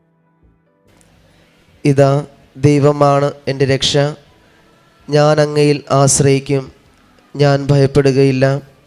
എന്തെന്നാൽ ദൈവമായ കർത്താവ് എൻ്റെ ബലവും എൻ്റെ ഗാനവുമാണ്, അവിടുന്ന് എൻ്റെ രക്ഷയായിരിക്കുന്നു. പരിശുദ്ധ അമ്മയുടെ പ്രത്യക്ഷീകരണ സാക്ഷിയായിട്ട് ധന്യ മധു എറണാകുളം തൻ്റെ അനുഭവ സാക്ഷി നമുക്ക് മുമ്പിൽ പങ്കുവെക്കുകയായിരുന്നു. ഉടമ്പടി എടുക്കാനുണ്ടായ സാഹചര്യവും വലിയ വിശ്വാസമില്ലായിരുന്നെങ്കിലും തൻ്റെ ഫ്രണ്ടിന് വേണ്ടി ഉടമ്പടി എടുത്ത് പ്രാർത്ഥിച്ചാണ് ഉടമ്പടിയിലേക്ക് കടന്നു വരിക. തുടർന്ന് ഈ മകളുടെ ജീവിതത്തിൽ പരിശുദ്ധ അമ്മയുടെ നിരവധിയായ ഇടപെടൽ ഉണ്ടാകുന്നുണ്ട്. അതുപോലെ തന്നെ ഹസ്ബൻഡിന് ഒരു വേക്കൻസിക്ക് ചാൻസ് കിട്ടുകയും അത് നന്നായിട്ട് പെർഫോം ചെയ്യേണ്ടതൊക്കെ സാധിക്കുകയും ചെയ്തു. കാരണം അമേരിക്കയുടെ റൂള് വരുന്നതിന് മുമ്പാണ് വിസ സംബന്ധമായ ഒരു വരിക. എന്നാൽ അതിനെ തുടർന്ന് കൊണ്ട് പങ്കെടുക്കുവാനും അതോടൊപ്പം തന്നെ പരിശുദ്ധ അമ്മയുടെ നേർച്ച വസ്തുക്കളും ഉടമ്പടി വസ്തുക്കളൊക്കെ ചേർന്നപ്പോഴും അത് വിശ്വാസപൂർവ്വം പ്രാർത്ഥിച്ചപ്പോഴും പരിശുദ്ധ അമ്മയുടെ വലിയ ഇടപെടലാണ് ഉണ്ടായത് തന്നെ. കാരണം അതിന് തൊട്ട് മുമ്പായിട്ടാണെങ്കിലും നിരവധിയായ ഒരു ബുദ്ധിമുട്ടുകൾ മറ്റേലൊക്കെ കണ്ണിൽ എഫക്റ്റ് ചെയ്ത ഒരു ബുദ്ധിമുട്ടിലാണ് കടന്നു പോയിച്ചത്. എന്നാൽ വിശ്വാസപൂർവ്വ പ്രാർത്ഥന, കാരണം ഈ മകൻ തന്നെ പറഞ്ഞു വെക്കുന്നുണ്ട്, അത് എൻ്റെ യോഗ്യത കൊണ്ടല്ല കിട്ടുന്നത്. കാരണം ഒരു എക്സാം നന്നായിട്ട് എഴുതുവാനായിട്ട് എനിക്ക് കമ്പ്യൂട്ടർ എക്സാം എഴുതുവാനായിട്ട് എനിക്ക് സാധിച്ചില്ല എന്ന് പറഞ്ഞു വെക്കുന്നുണ്ട്. പക്ഷെ എന്നാൽ പരിശുദ്ധ അമ്മയുടെ വലിയ ഇടപെടൽ ഉണ്ടാവുകയും ആ വിസ അവർക്ക് തുടർന്ന് 5 വർഷത്തേക്ക് തുടർന്നത് കിട്ടുകയൊക്കെ ചെയ്തു. അതുപോലെ തന്നെ ധന്യയുടെ സാക്ഷ്യത്തിലാണെങ്കിലും അത് നല്ലൊരു ഇൻ്റർവ്യൂ പാസ്സാകുവാനും അതിനെ തുടർന്ന് കണ്ട നല്ലൊരു ജോലിയൊക്കെ ലഭിക്കുകയൊക്കെ ചെയ്യുന്നുണ്ട്. അതോടൊപ്പം തന്നെ പൂർണ്ണമായിട്ടും പറഞ്ഞു വെക്കുക, ഈ ഒരു വന്നിറങ്ങിയപ്പോൾ അവർ നേരിട്ട് വലിയൊരു അനുഭവം. കാരണം തൻ്റെ എല്ലാ ഡോക്യുമെൻറ്റ്സും അവിടുത്തെ വിസയും കാര്യങ്ങളും അതുപോലെ എല്ലാ കാര്യങ്ങളൊക്കെ നഷ്ടപ്പെടുമ്പോൾ ഒരു വലിയ പ്രതിസന്ധി വരുമ്പോൾ പരിശുദ്ധ അമ്മയിലുള്ള ഉറച്ച വിശ്വാസമാണ് ഇവർക്ക് മുമ്പോട്ട് പോകുവാനായിട്ട് സാധിക്കുന്നത്. അതുകൊണ്ട് തന്നെയാണ് ഡെയിലി ബ്രെഡ് പ്രാർത്ഥനയിൽ ഇവർ പങ്കെടുക്കുമ്പോൾ ഒരു മനസ്സ് പറയുന്നുണ്ട്, പരിശുദ്ധ അമ്മ ഇടപെടൽ 1 മണിക്കൂറിനുള്ളിൽ മനുഷ്യരിലൂടെയും സാഹചര്യങ്ങളോടൊക്കെ കടന്നു വരികയൊക്കെ ചെയ്യുന്നുണ്ട്. ഈ കുടുംബത്തിൻ്റെ സാക്ഷ്യത്തിൽ നമുക്കത് മനസ്സിലാക്കിയെടുക്കുവാനൊക്കെ ആയിട്ട് സാധിക്കുകയും ചെയ്യുന്നത് പരിശുദ്ധ അമ്മയുടെ വലിയൊരു ഇടപെടൽ ഈ മക്കളോടൊപ്പം കൂടെ ഉണ്ടായിരുന്നു എന്നത് തന്നെയാണ്. അതുകൊണ്ട് തന്നെയാണ് ആ ഒരു ഉറച്ച വിശ്വാസത്തോടു കൂടി ആൾത്താരക്ക് മുമ്പിൽ പരിശുദ്ധ അമ്മയുടെ പ്രത്യക്ഷീകരണ സാക്ഷിയായിട്ട് ഈ മക്കൾ പരിശുദ്ധ അമ്മയുടെ മുമ്പിൽ സാക്ഷ്യം വെക്കുക. ഇനിയും ഈ പരിശുദ്ധ അമ്മയുടെ പ്രത്യക്ഷീകരണത്തിൻ്റെ സാക്ഷികളാകാനായിട്ട് ഈ കുടുംബത്തെ ദൈവം അനുഗ്രഹിക്കട്ടെ എന്നും ഇനി മുമ്പോട്ടുള്ള ജീവിതത്തിലും ഉടമ്പടിയോട് ചേർന്നുകൊണ്ടും അനേകം മനുഷ്യരെയൊക്കെ സഹായിക്കുകയും സ്വന്തം ജീവിത പ്രവർത്തികൾ കൊണ്ട് തന്നെ പരിശുദ്ധ അമ്മയുടെ പ്രത്യക്ഷീകരണ സാക്ഷികളായിട്ട് ഈ കുടുംബത്തെ ഉയർത്തട്ടെ എന്ന് നമുക്ക് പ്രാർത്ഥിക്കാം. ഒപ്പം നമ്മുടെ ഓരോ നിയോഗങ്ങളിലും ആവശ്യങ്ങളിലും എത്താനക്ക് മുമ്പിൽ എന്തെല്ലാം ആവശ്യങ്ങൾക്കായിട്ടാണോ നമ്മളായിരിക്കുന്നത് അതെല്ലാം പരിശുദ്ധ അമ്മയുടെ പ്രത്യക്ഷീകരണ സാക്ഷ്യത്തിലൂടെ നമ്മളെയും ഉയർത്തട്ടെ എന്ന് നമുക്ക്. ദൈവ തിരുനാമത്തിന് മഹത്വം ഉണ്ടായിരിക്കട്ടെ. എൻ്റെ പേര് മെറിൻ, ഞാൻ ചെങ്ങന്നൂരിൽ നിന്ന് വരുന്നു. ഇതെൻ്റെ അമ്മ ഷിനു ജോൺ. ഞാൻ 2025 നവംബർ 4-ാം തീയതിയാണ് ഇവിടെ ആദ്യമായി വന്ന് ഉടമ്പടി എടുക്കുന്നത്. അതിനു മുമ്പ് യൂട്യൂബിലൂടെയൊക്കെ ഞാൻ സാക്ഷ്യം കേട്ടിട്ടുണ്ടായിരുന്നു. ഞാൻ അത്ര വിശ്വാസിയല്ലായിരുന്നു, പക്ഷേ എന്നാലും ഞാൻ അങ്ങനെ നിന്ദിക്കാറില്ലായിരുന്നു. അങ്ങനെ ഒരു പ്രാവശ്യം ഞാൻ പോസ്റ്റ് ഗ്രാജുവേഷൻ MBA പഠിച്ചുകൊണ്ടിരിക്കുമായിരുന്നു ബാംഗ്ലൂർ. അങ്ങനെ ഞാൻ അവിടെ ലാസ്റ്റ് ലൈറ്റ് മാതാവിൻ്റെ ചാപ്പലിൽ പോകുമായിരുന്നു എല്ലാ ഞായറാഴ്ചയും കുർബാനയ്ക്ക്. അങ്ങനെ ഒരു അമ്മച്ചിയാണ് എനിക്ക് ഇതിൻ്റെ പത്രം കൊണ്ട് തന്നിട്ട്, മോളെ ഇത് സൂക്ഷിച്ച് വെക്കണം, പ്രാർത്ഥിക്കണം, യൂട്യൂബിൽ സാക്ഷിയൊക്കെ ഉണ്ട്, അതൊക്കെ കേൾക്കണം എന്ന് പറഞ്ഞത്. പക്ഷേ ഞാൻ അതത്ര വലിയ കാര്യമാക്കിയില്ല. പക്ഷേ എന്നാലും ഞാൻ പ്രാർത്ഥിക്കുന്നിടത്ത് വിശുദ്ധ സ്ഥലത്ത് ഇത് കൊണ്ട് വെച്ചു. അന്ന് വൈകിട്ട് ഞാൻ വെറുതെ യൂട്യൂബ് എടുത്ത് നോക്കിയപ്പം ഞാൻ അങ്ങനെ സാക്ഷിയൊന്നും കാണുന്ന ആളല്ലായിരുന്നു. നമുക്കറിയാം യൂട്യൂബിൽ നമ്മൾ എന്തെങ്കിലും കണ്ടാൽ മാത്രമേ നമുക്കങ്ങനെ റെക്കമെൻഡേഷൻസ് കയറി വരത്തുള്ളൂ. പക്ഷേ എനിക്കറിയത്തില്ല, ഞാനിതുവരെ സാക്ഷ്യം കണ്ടിട്ടില്ല, ആരും എനിക്കിത് സാക്ഷ്യം അയച്ചു തന്നിട്ടില്ല. എന്നാലും ഇതൊരു റെക്കമെൻഡേഷനായിട്ട് ഒരു കുഞ്ഞിൻ്റെ സൗഖ്യത്തെപ്പറ്റി അതിൻ്റെ അമ്മ വന്ന് സാക്ഷ്യം പറയുന്നതാണ് എനിക്കിത് കിട്ടിയത്. അങ്ങനെ എനിക്ക് തന്നെ എൻ്റെ മനസ്സിലാരോ പറയുന്ന പോലെ തോന്നി. അപ്പോൾ അന്ന് എനിക്ക് ഭയങ്കരധികം പ്രതിസന്ധികൾ, ഒരുപാട് വിഷമങ്ങൾ പോയിക്കൊണ്ടിരുന്നൊരു സമയമായിരുന്നു. എൻ്റെ പപ്പ ഒരു ആക്സിഡൻറ്റിൽ അപ്രതീക്ഷിതമായിട്ട് മരിച്ചു. അപ്പം അതിൻ്റെയൊക്കെ ഒരു സങ്കടങ്ങൾ കൊണ്ട് ഭയങ്കരമായിട്ട് ബുദ്ധിമുട്ടിക്കൊണ്ട് പോകുന്ന ഇതായിരുന്നു. അപ്പം അന്നേരം എനിക്ക് എൻ്റെ ആഗ്രഹങ്ങൾ നിവർത്തിക്കണം അങ്ങനെയുള്ള രീതിയിൽ വന്നതല്ല. എനിക്ക് കുറച്ചുകൂടി സ്പിരിച്വൽ ആവാനും കുറച്ചുകൂടി ദൈവത്തിൽ അടുക്കുവാനും എൻ്റെ സങ്കടങ്ങളൊക്കെ എനിക്ക് ഒന്നിവിടെ വന്ന് പറയാനും ഒക്കെ ആയിട്ടാണ് ഞാനിവിടെ വന്ന് ആദ്യമായിട്ട് ഉടമ്പടി എടുത്തതിന് ശേഷം എൻ്റെ ആദ്യത്തെ സാക്ഷ്യം എന്ന് പറയുന്നത്, ഞാൻ MBA ആണ് പഠിച്ചുകൊണ്ടിരുന്നത്. അപ്പോൾ സെക്കൻഡ് സെമസ്റ്ററിൽ ക്വാണ്ടിറ്റേറ്റീവ് ഓപ്പറേഷൻസ് എന്നൊരു സബ്ജക്റ്റ് ഉണ്ട്. അപ്പം അതൊരു പ്രാക്ടിക്കൽ പേപ്പറാണ്. അത് എനിക്ക് പ്രാക്ടിക്കൽ വൈസ് ഞാൻ അത്ര സ്മാർട്ടല്ല, ഞാൻ കുറച്ച് വീക്കാണ്. എനിക്ക് നന്നായിട്ട് വർക്കൗട്ട് ചെയ്താലേ എനിക്ക് നല്ലതായിട്ട് മാർക്ക് മേടിക്കാൻ പറ്റത്തുള്ളൂ. അപ്പോൾ അതുകൊണ്ട് തന്നെ ഞാനൊരു 5 ഇയേഴ്സ് ക്വസ്റ്റ്യൻ പേപ്പറൊക്കെ നന്നായി റിവൈസ് ചെയ്ത് നന്നായി പഠിച്ച് നല്ല കോൺഫിഡൻസോടെയാണ് പോയത്. അപ്പോൾ ഉടമ്പടി വസ്തുക്കളൊക്കെ എടുത്ത് പ്രാർത്ഥിച്ചിട്ടാണ് ഞാൻ പോയത്. കാശ് രൂപ എപ്പോഴും എൻ്റെ കയ്യിൽ കാണും, അങ്ങനെയാണ് പോയത്. ക്വസ്റ്റ്യൻ പേപ്പർ കിട്ടി, എനിക്ക് സന്തോഷമായി, കാരണം ഞാൻ പഠിച്ചതൊക്കെ തന്നെയാണ് വന്നത്. അപ്പോൾ അങ്ങനെ ഭയങ്കര സന്തോഷമായി. പക്ഷേ എഴുതാനിരുന്നപ്പോൾ തൊട്ട് എനിക്കൊന്നും എഴുതാൻ പറ്റുന്നില്ലെന്ന് പറഞ്ഞാൽ എൻ്റെ കൈ വിറയ്ക്കും. ആൻസറൊക്കെ ഭയങ്കരമായിട്ട് കൺഫ്യൂസ് ആവുന്ന പോലെയൊക്കെ തോന്നി. എനിക്കൊന്നും എഴുതാൻ പറ്റുന്നില്ല. അങ്ങനെ ഞാൻ 5 മിനിറ്റ് കാശ്രൂപം മുറുകെ പിടിച്ച് വിശ്വാസ പ്രമാണം ചൊല്ലി ഞാൻ പ്രാർത്ഥിച്ചു. കുറച്ച് നേരം ഞാൻ 5 മിനിറ്റ് അങ്ങനെ തന്നെ ഇരുന്നു. അപ്പം ഞാൻ വിശുദ്ധ ഉപ്പ് എടുത്തിട്ടുണ്ടായിരുന്നു കയ്യിൽ. അതെൻ്റെ ഓരോ ആൻസർ ഷീറ്റിൻ്റെ ഓരോ താളിലും ഞാൻ വിതറി പ്രാർത്ഥിച്ചു. ഞാൻ അങ്ങനെ എന്തൊക്കെയോ എഴുതി പരീക്ഷാ ഹാളിൽ നിന്ന് ഇറങ്ങി. അപ്പോൾ എൻ്റെ കൂട്ടുകാർക്കൊക്കെ ഭയങ്കര സന്തോഷം, കാരണം ഒരു 5 വർഷം നോക്കിയാൽ ഏറ്റവും എളുപ്പമുള്ള ക്വസ്റ്റ്യൻ പേപ്പറാണ്. അപ്പോൾ അതിലൊക്കെ അവർ നന്നായിട്ട് പെർഫോം ചെയ്തിട്ടുണ്ട്, അതിൻ്റെ ഭയങ്കര സന്തോഷം. എനിക്ക് മാത്രം ഒന്നും സന്തോഷിക്കാൻ പറ്റുന്നില്ല. ഞങ്ങൾ നോക്കിയപ്പോൾ 30 മാർക്കിൻ്റെ ഞാൻ തെറ്റാണ് എഴുതിയേക്കുന്നത്. അപ്പോൾ തന്നെ നമുക്ക് ആലോചിക്കാം, 30 മാർക്കിൻ്റെ തെറ്റെന്ന് എഴുതുമ്പോൾ തന്നെ തോറ്റുപോകും. അത്രയും ഞാൻ തെറ്റാണ് എഴുതിയേക്കുന്നത്. 30 മാർക്കിൻ്റെയോളം ഞാൻ തെറ്റാണ് എഴുതിയിരിക്കുന്നത്. വേറെ എന്തെങ്കിലുമൊക്കെ ഞാൻ എഴുതിയിട്ടുള്ളൂ. അങ്ങനെ എല്ലാവരും സന്തോഷം ഇറങ്ങി വന്നപ്പോൾ എനിക്ക് മാത്രം ഞാൻ അവിടെ നിന്ന് പൊട്ടിക്കരഞ്ഞു. ഞാൻ അവിടെ വാഷ്റൂമിൽ പോയിരുന്നു, ഞാൻ പൊട്ടിക്കരഞ്ഞു. കാരണം എനിക്ക് അത്ര ഭയങ്കര വിഷമമായിപ്പോയി. പക്ഷേ അപ്പോഴും എനിക്ക് വിശ്വാസമുണ്ട്, എൻ്റെ യേശുപ്പച്ചൻ എൻ്റെ കൂടെ ഉണ്ട്. എൻ്റെ അമ്മ മാതാവിൻ്റെ മധ്യസ്ഥതയിൽ എൻ്റെ യേശുപ്പച്ചൻ എനിക്കിത് തരും എന്നൊരു വിശ്വാസം എനിക്കുണ്ടായിരുന്നു. അങ്ങനെ 2 മാസം കഴിഞ്ഞ് റിസൾട്ട് വന്നു. ഞാൻ ജയിച്ചു. അതും ഞാൻ പ്രതീക്ഷിച്ചതിലും 5 മാർക്ക് കൂടുതൽ നിന്നാണ് എൻ്റെ യേശുപ്പച്ചൻ എന്നെ ജയിപ്പിച്ചത്. അത് അമ്മ മാതാവിൻ്റെ മധ്യസ്ഥതയിൽ എൻ്റെ യേശുപ്പച്ചൻ മാത്രം ഇടപെട്ടതുകൊണ്ട്, ആ രേഖകളൊക്കെ എൻ്റെ യേശുപ്പച്ചൻ തൊട്ടതുകൊണ്ട് മാത്രമാണ് ഞാനത് ജയിച്ചത്. രണ്ടാമത്തെ സാക്ഷ്യം എന്ന് പറഞ്ഞു കഴിഞ്ഞാൽ, ഞാൻ MBA പഠിച്ചുകൊണ്ടിരിക്കുന്ന സമയത്ത് തന്നെ നമുക്കറിയാം പ്ലേസ്മെൻറ്റ്സ് വരും. അപ്പോൾ ഞാൻ അത്യാവശ്യം ഒരു ഡീസൻറ്റ് പ്രൈവറ്റ് കോളേജിലാണ് MBA ഞാൻ ചെയ്തത്. അപ്പോൾ പ്ലേസ്മെൻറ്റ്സ് വരുന്നുണ്ടായിരുന്നു, കമ്പനീസ് വരുന്നുണ്ടായിരുന്നു. സോ ഈവൻ സ്റ്റാർട്ടപ്സിൻ്റെ കമ്പനിയിലാണെങ്കിൽ പോലും എനിക്ക് റിജക്ഷൻസ് മാത്രമേ കിട്ടിക്കൊണ്ടിരുന്നുള്ളൂ. അപ്പോൾ നമുക്കറിയാം MBAയിൽ ഇപ്പം ഏറ്റവും കൂടുതൽ ജോബ് മാർക്കറ്റിൽ സപ്ലൈ കൂടുതലാണെങ്കിലും ഡിമാൻഡ് വളരെയധികം കുറവാണ്. കാരണം ജോലി കിട്ടാൻ വളരെ ബുദ്ധിമുട്ടുള്ളൊരു കോഴ്സാണ് MBA എന്ന് പറയുന്നത്. കാരണം എല്ലാവരും ഇപ്പം ചെയ്യുന്നുണ്ട്.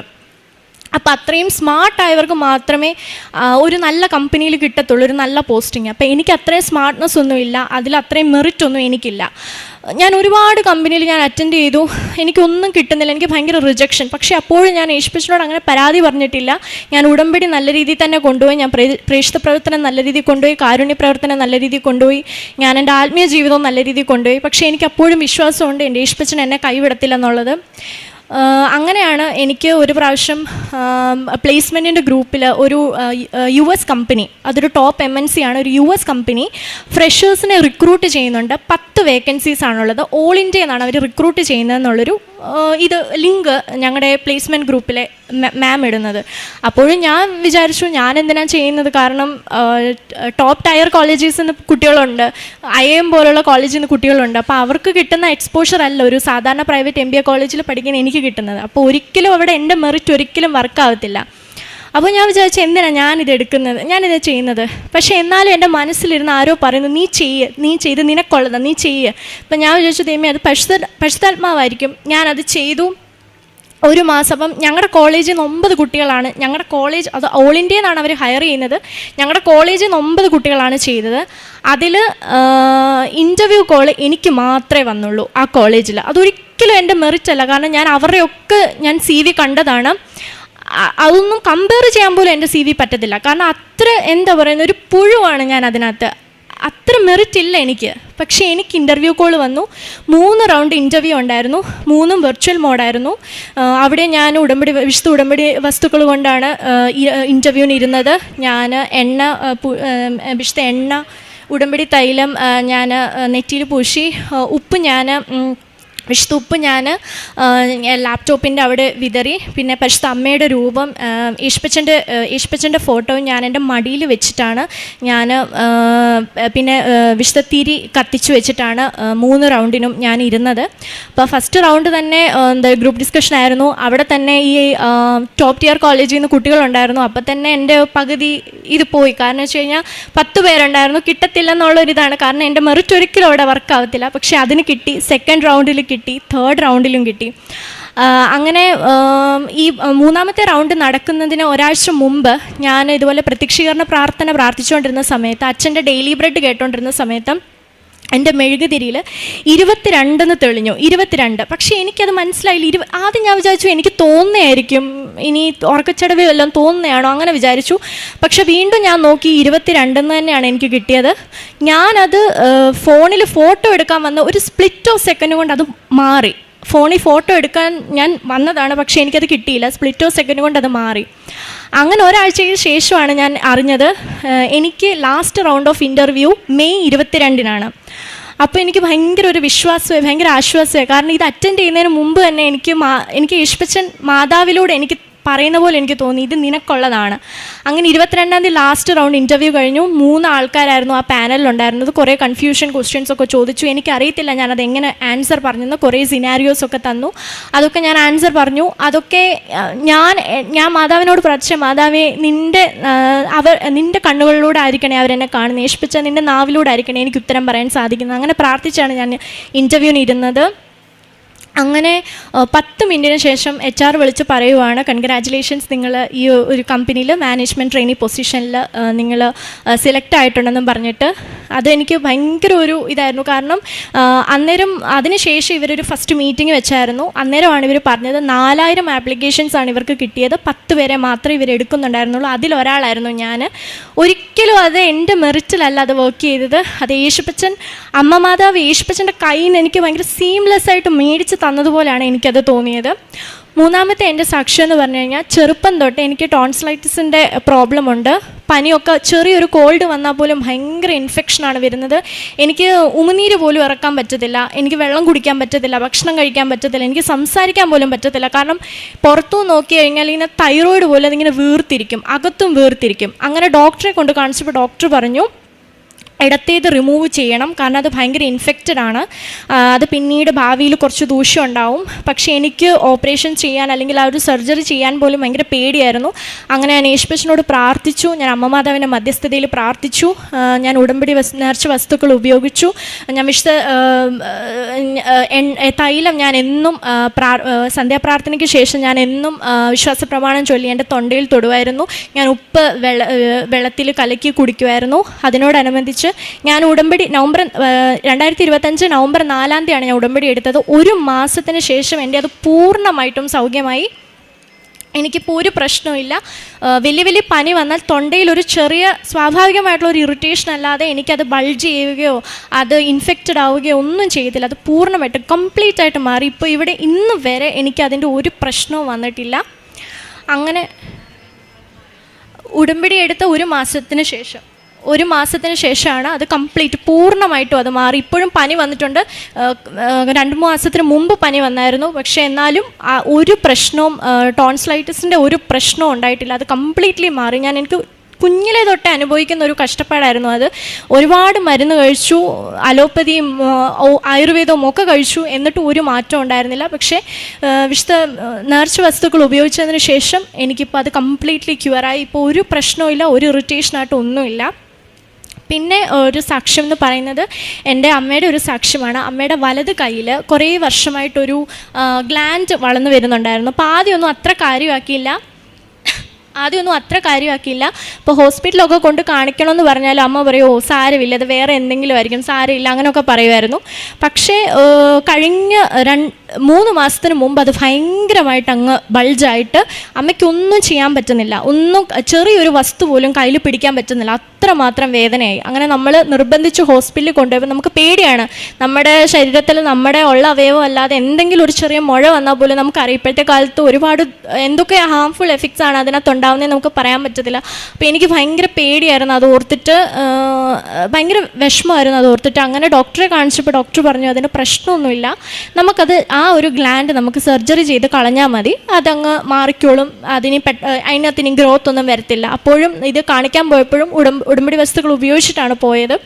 അവിടെ യേശുപ്പച്ചൻ നമ്മളെ കൈവിട്ടില്ല, അത് പ്രശ്നമില്ലെന്ന് പറഞ്ഞു. അങ്ങനെ സർജറി ചെയ്ത് എന്ത് കഴിഞ്ഞാലും ഈ ഒരു മുറിവ് അങ്ങോട്ട് ഉണങ്ങുന്നില്ല. അപ്പോൾ അതിനകത്തൊന്ന് പഴുപ്പും വെള്ളവും ഒക്കെ വരുവാണ്, അതിനകത്തൊന്നും ഉണങ്ങുന്നില്ല. അപ്പം നമ്മൾ മരുന്ന് ഉപയോഗിച്ചു. ഡോക്ടറെ പിന്നെയും പോയി കണ്ടു. ഡോക്ടർ പറഞ്ഞു കുഴപ്പമില്ല, അതങ്ങ് മാറിക്കോളും. 1 ആഴ്ചയോ 2 ആഴ്ചയോ അത് മാറുന്നില്ല. അങ്ങനെ പിന്നെ ഉടമ്പടി നേർച്ച വസ്തുക്കൾ ഉപയോഗിച്ച് പ്രാർത്ഥിക്കാൻ തുടങ്ങി. അത് പ്രാർത്ഥിച്ചതിന് ശേഷം 3 ദിവസത്തിനുള്ളിൽ അതിനകത്തൊന്നും പഴുപ്പും വരുന്നില്ല, വെള്ളവും വരുന്നില്ല, അത് പൂർണ്ണമായിട്ടും അമ്മയുടെ കയ്യിൽ അത് കരിഞ്ഞു. അതിനുശേഷം അപ്പം ചേച്ചിക്ക് ഇവിടെ അമ്മയുടെ പേരൻസിൻ്റെ കൂടെയാണ് താമസിക്കുന്നത്. അപ്പം ചേച്ചിയും പുറത്താണ്, ഞാനും ബാംഗ്ലൂരാണ് PG ചെയ്തത്. അപ്പോൾ അമ്മ മാത്രമുള്ളൂ എല്ലാ കാര്യത്തിനും പുറത്തൊക്കെ പോകാൻ. അങ്ങനെ ഒരു പ്രാവശ്യം അമ്മ വീട്ടിലേക്കുള്ള സാധനമൊക്കെ മേടിച്ചിട്ട് ടൗണിൽ നിന്ന് വീട്ടിലോട്ട് വരുമായിരുന്നു. അപ്പോൾ ആ സമയത്ത് ഒരു ട്രക്ക് വന്ന് അമ്മയുടെ ഹാൻഡിൽ 2 വീലറിൻ്റെ ഹാൻഡിലിൽ തട്ടി. അപ്പോൾ അത് കണ്ട് നിന്നവരെല്ലാം പറഞ്ഞു അത് അമ്മ നടുക്കോട്ട് വീഴേണ്ടായിരുന്നു, പക്ഷെ അമ്മ ഇടത്തോട്ട് സൈഡിലോട്ടാണ് വീണത്. അത് വണ്ടി വരുന്നിടത്ത് വീണിരുന്നെങ്കിൽ എന്തെങ്കിലും ഒരു വണ്ടി വന്ന് ഇടിച്ച് അത് വേറൊരു ഇതായേനെ. അപ്പോൾ അത് കണ്ടു നിന്നവരെല്ലാം പറഞ്ഞു അത് ദൈവത്തിൻ്റെ ഒരു കരുതൽ കൊണ്ട് മാത്രമാണ് അത് പോയത്. അങ്ങനെ ഒരു കൊട പോലെയാണ് എൻ്റെ യേശുപ്പച്ചൻ ഇപ്പോൾ നമ്മളെ ഒരു കൊടക്കീഴിലാണ് നമ്മുടെ ഒരു ഫാമിലിയെ ഇപ്പോൾ കൊണ്ടു നടക്കുന്നത്. അങ്ങനെ എനിക്ക് ഉടമ്പടി എടുത്തിട്ട് സത്യം പറഞ്ഞാൽ എൻ്റെ ആഗ്രഹം നിവർത്തിച്ചു എന്നതിലുപരി കുറേ ആത്മീയമായിട്ടുള്ള ഇത് ജീവിതം നയിക്കാനായിട്ട് പറ്റി. മറ്റേ ഞാൻ കുഞ്ഞിലെ തൊട്ട് പ്രാർത്ഥിക്കുമായിരുന്നെങ്കിൽ പോലും അരമണിക്കൂറൊന്നും ബൈബിൾ വായിച്ച് ധ്യാനിക്കത്തൊന്നും ഇല്ലായിരുന്നു. ഇപ്പോൾ അത് ചെയ്യും. പിന്നെ ഞാനൊരു ഓർത്തഡോക്സ് സഭാവിശ്വാസിയാണ്. അപ്പം നമുക്ക് കൊന്ത ചൊല്ലുന്ന ആ ഒരു ഇതില്ല. അത് ഞാൻ ഈ ഉടമ്പടിയിൽ വന്നതിന് ശേഷം എൻ്റെ ഫ്രണ്ട് കാത്തലിക്കാണ്. അപ്പോൾ ചോദിച്ചിട്ട് ഞാൻ ചോദിച്ചു എന്തൊക്കെയാണ് ഇതെങ്ങനെയാണ് ചെയ്യേണ്ടത്, അപ്പോൾ ഇതിൻ്റെ രഹസ്യങ്ങളൊക്കെ ചൊല്ലുന്നത് പറഞ്ഞു തന്നു. അങ്ങനെ യൂട്യൂബിൽ നോക്കി കൊന്ത ചൊല്ലാൻ ഞാൻ പഠിച്ചു. ഇപ്പം എൻ്റെ ജീവിതത്തിൽ ഒരു ദിവസം പോലും കൊന്ത ചൊല്ലാത്തൊരു ദിവസം ഇല്ല. എനിക്ക് പ്രാർത്ഥനയിൽ ഏറ്റവും ഇഷ്ടം ഏതാണെന്ന് ചോദിച്ചാൽ എനിക്കിപ്പോൾ കൊന്ത ചൊല്ലുന്നതാണ് ഏറ്റവും ഇഷ്ടം. പിന്നെ പ്രേക്ഷിത പ്രവർത്തനമായിട്ട് നമ്മൾ ചെയ്തത് പത്രം മേടിച്ച് കൊടുക്കുമായിരുന്നു. ഞാൻ ബാംഗ്ലൂരാണ് പഠിച്ചത്, അപ്പോൾ അവിടെ കൊടുക്കുമായിരുന്നു. പിന്നെ യേശുപ്പച്ചനെ പറ്റിയൊക്കെ പറഞ്ഞു കൊടുക്കും, മാതാവിനെ പറ്റി പറഞ്ഞു കൊടുക്കും.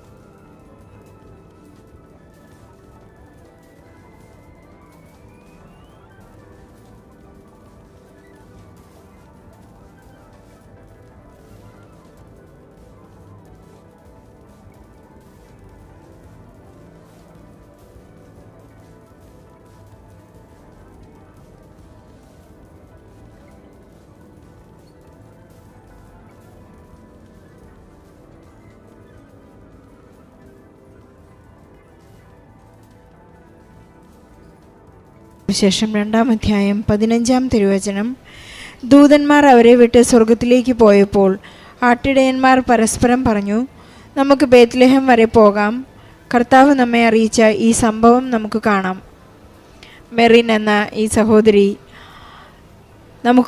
എനിക്കും ഇതൊന്ന് പോയി കാണണം എന്ന, അതുപോലെ എനിക്കൊന്ന് നന്നായി പ്രാർത്ഥിക്കണം എന്ന വലിയ ആഗ്രഹത്തോടു കൂടിയാണ് മെറിൻ ബാംഗ്ലൂരിൽ നിന്ന് ഇവിടേക്ക് ഒരു MBA സ്റ്റുഡൻ്റായ മകളിവിടെ വന്ന് പ്രാർത്ഥിക്കാൻ തുടങ്ങിയപ്പോൾ ഈ മകളുടെ വാക്കുകളിൽ തന്നെ പറയുന്നത്, ഞാനൊരു അനുഗ്രഹപ്രാപ്തിക്ക് വേണ്ടിയല്ല ഇവിടെ വന്ന് ഉടമ്പടി ചെയ്തതെന്ന് മകൾ പറയുന്നുണ്ട്.